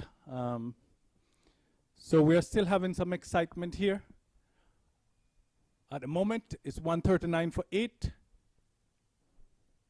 16 balls and 19 runs. And they've squeezed a single close one. Is going to be interested. Oh, the umpire shook his head, said no, no. So partnership has now materialized 77 runs. The 9th wicket partnership. So far in the over it's been 2, 1, and 1. Yeah, amazing going. And Mark Dial is back in the attack. He's gotten the big wicket of Chris Gayle. But these two said, forget about what happened. We are here at the wicket and we're going to stamp authority. Mark Dial really bowling well at the minute. Oh, that looks close. Umpire says not out. Confident appeal. Hemret survive once again. And it goes on to 141 for 8 as we approach his over number 18. I don't know if he's experiencing some type of a pain or something. He's always stooping down or bending over at each opportunity that he got. Oh, he goes through mid wicket. This could be 2 vital runs here. They're looking no, says Hemret. And the saying is a little bit disappointed with himself. He didn't got hold of that one, but end of the 18th over. And where that is concerned, he was saying, look, hey, we're not going to bring it so far and then give it away by running ourselves out. Stay there, and then we can make it. Somehow the pressure seems to be getting, pressure getting to the fielders as well as the batsman. So we're in a pressure situation right now. It's totally gettable because it is under 16 runs from 12 deliveries. Possible 3 shots away. Just possible 3 shots away. Well, I don't see them losing from here on, honestly. It's only 2 wickets in hand. Now they are seeing the ball as big as a breadfruit, the proverbial breadfruit. And it's gotten down to the end. We've got Salman Nazar back in the attack. He went for 17 from his first. And the captain still got confidence in him to bring in from the West Palm Beach end. I'm quite sure he's under immense pressure right here at the minute. And you're watching at home, it's down to the wire. They need 16 runs from 12 delivery. We've gotten a massive 70 summit partnership between the number 10 partnership between Hemret and Hussain. Look, 9 and 10, I beg your pardon. Lenroy, I would say right now at the moment, those people who have been biting their fingernails, I think they run out of fingernails. They have now turned to the toenails. The pressure, the pressure. And the pressure busted, they got a single. You think they need to go for big maximum at the minute or just keep on taking it? Only if the appropriate ball is there to be hit. No chances at all. Don't take any chances. No, they have brought it so far to this situation here, right where they are. They don't want to give it away. So if the ball is there to be hit, of course. And it's down to the wire once again here. US Open, Atlanta versus the Brampton Pacers. It's down to 15 from 11. With Ryan Hemritt at the wicket, not out, and 39 from 28. And this game could go any direction. It's going to be the better team and the more experienced team, I think, will come out on top. And the team that wants it more. They need to keep their head up. They have done a tremendous job so far in the field of Brampton Pacers. They need to keep focused and keep that momentum going. There's no need to be down. You guys are doing a tremendous job. Emmerich goes, and that's running down to a third man position. They come back for two. Yes, he's looking for three, but not on. And wait to see what the umpire signal. Seems to gotten some baton to that one there, hardly. Yeah, no signal, so it's baton that one. And it's very, very important to see how the way the captain and Hussein put their heads down. And they could have given up and say, look, it's over, you know, drop the shoulders, you know, feeling of dejection. But no, they didn't. They said, oh, Emma goes, and that's going down. Oh, just landed safely for a single. For a moment, I thought that was another maximum. He didn't get enough elevation onto the shot. The man coming in from a wideish mid-wicket area, running around, restricted them for one. The batsman seems to be struggling at the minute. I know Hemritt, he seems to have some sort of problem. We have yet to rectify what's going on from the physiotherapist. We haven't got information into the commentary box yet, but as soon as we get that update, we will inform you what's going on. I think they need to accelerate now because you got 12 from 9. I think this is the moment they need to probably capitalize. You don't want to bring it all the way to the last. So they need to get the hard boundary in this over. And anyone to do it, or he goes straight down the ground. That's run away for 4. Beautiful shot. We speak about the hard boundary. And there he goes. The perfect shot to play down the wicket. 4 runs. You called it. You called it. Exactly what happened. And wow, now they can smell the victory. They can not yet, but they can smell the victory. And this one was highly improbable, not impossible. But at 60 odd for 8, you would be saying that it was highly improbable they're going to win. And the equation is just a runner ball. 8 from 8. They have gotten to 150. Remarkable partnership. He goes and he smashed out to backward point. Fantastic feeling from the man diving to his left, saving 4 runs there, 3 runs there. Possible 3 runs, yes. Good shot, good feeling, good all-round cricket. There is no need for rush of blood from Emirates. You only need 7 from 7. And both batsmen are struggling, and I mean in terms of some physical way, because they are bending over, they're stooping down, and I don't know what's happening, but they are battling on. They are warriors. Oh, they're struck in front, and it's given. Is it going to be a tail at the end of the innings? Emirates giving LBW wonderful bowling from the young man. A quicker one, very flat, struck in front, and is given. So is there yet another twist to this saga? And the key factor with all of this that's just happened, Hussein won't be on strike for the last over. So they need to do whatever it is to get him back on strike. This is some unbelievable cricket. Unbelievable cricket. They were all done and dead. But then they were resurrected by this 9th wicket partnership. It was in the 70s, maybe in the 80s. In the 80s. And they brought the Atlanta Param back from the dead. And should they lose this match now, they have nothing to be ashamed about it. Well, they have to do a team meeting and say, look, the first 8 wickets, you know, you guys, you just need to drop your socks or tighten your pads, you know, and hit those balls. But good comeback, very good comeback. Absolutely, we're down to the nitty gritty. Very last over, 6 balls. He's on strike. Oh, yes, it's he's on last strike. over. Yeah, it was the last ball, and yeah, so he's on strike. Yes, so he's on strike. So big chance we could still see Atlanta pulling off a victory here. Highly improbable victory when we look at 50 something for 8. And now they have brought it to 151 for 9. It's just a hit away to get it to level. One hit away and it's level.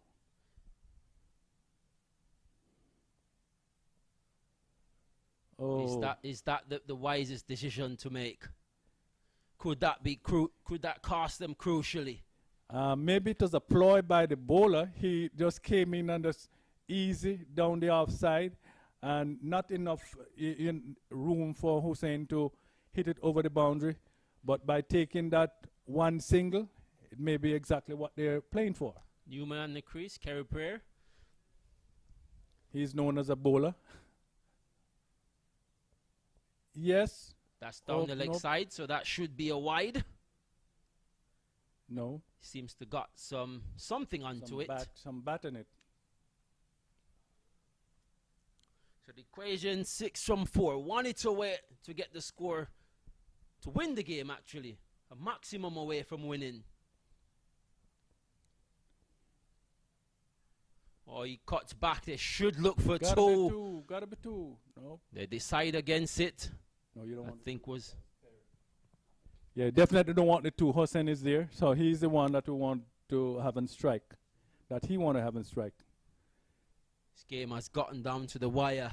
You asked me an hour ago, I would have tell you this game would have been buried.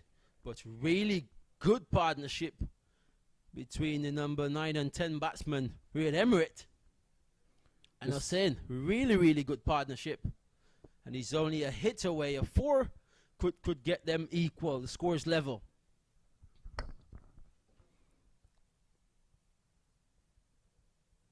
You can cut the tension right here. You can cut the tension with a knife.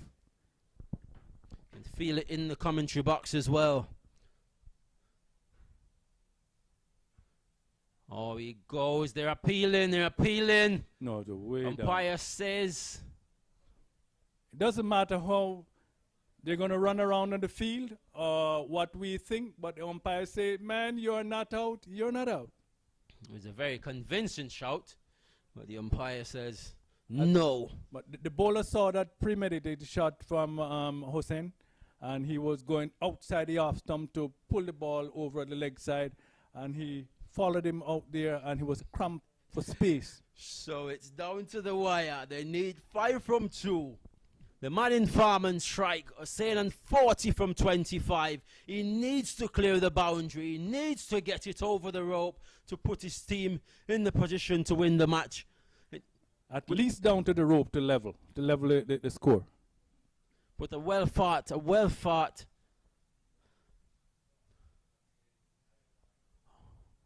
Bowl him! Twinkle, twinkle, little star.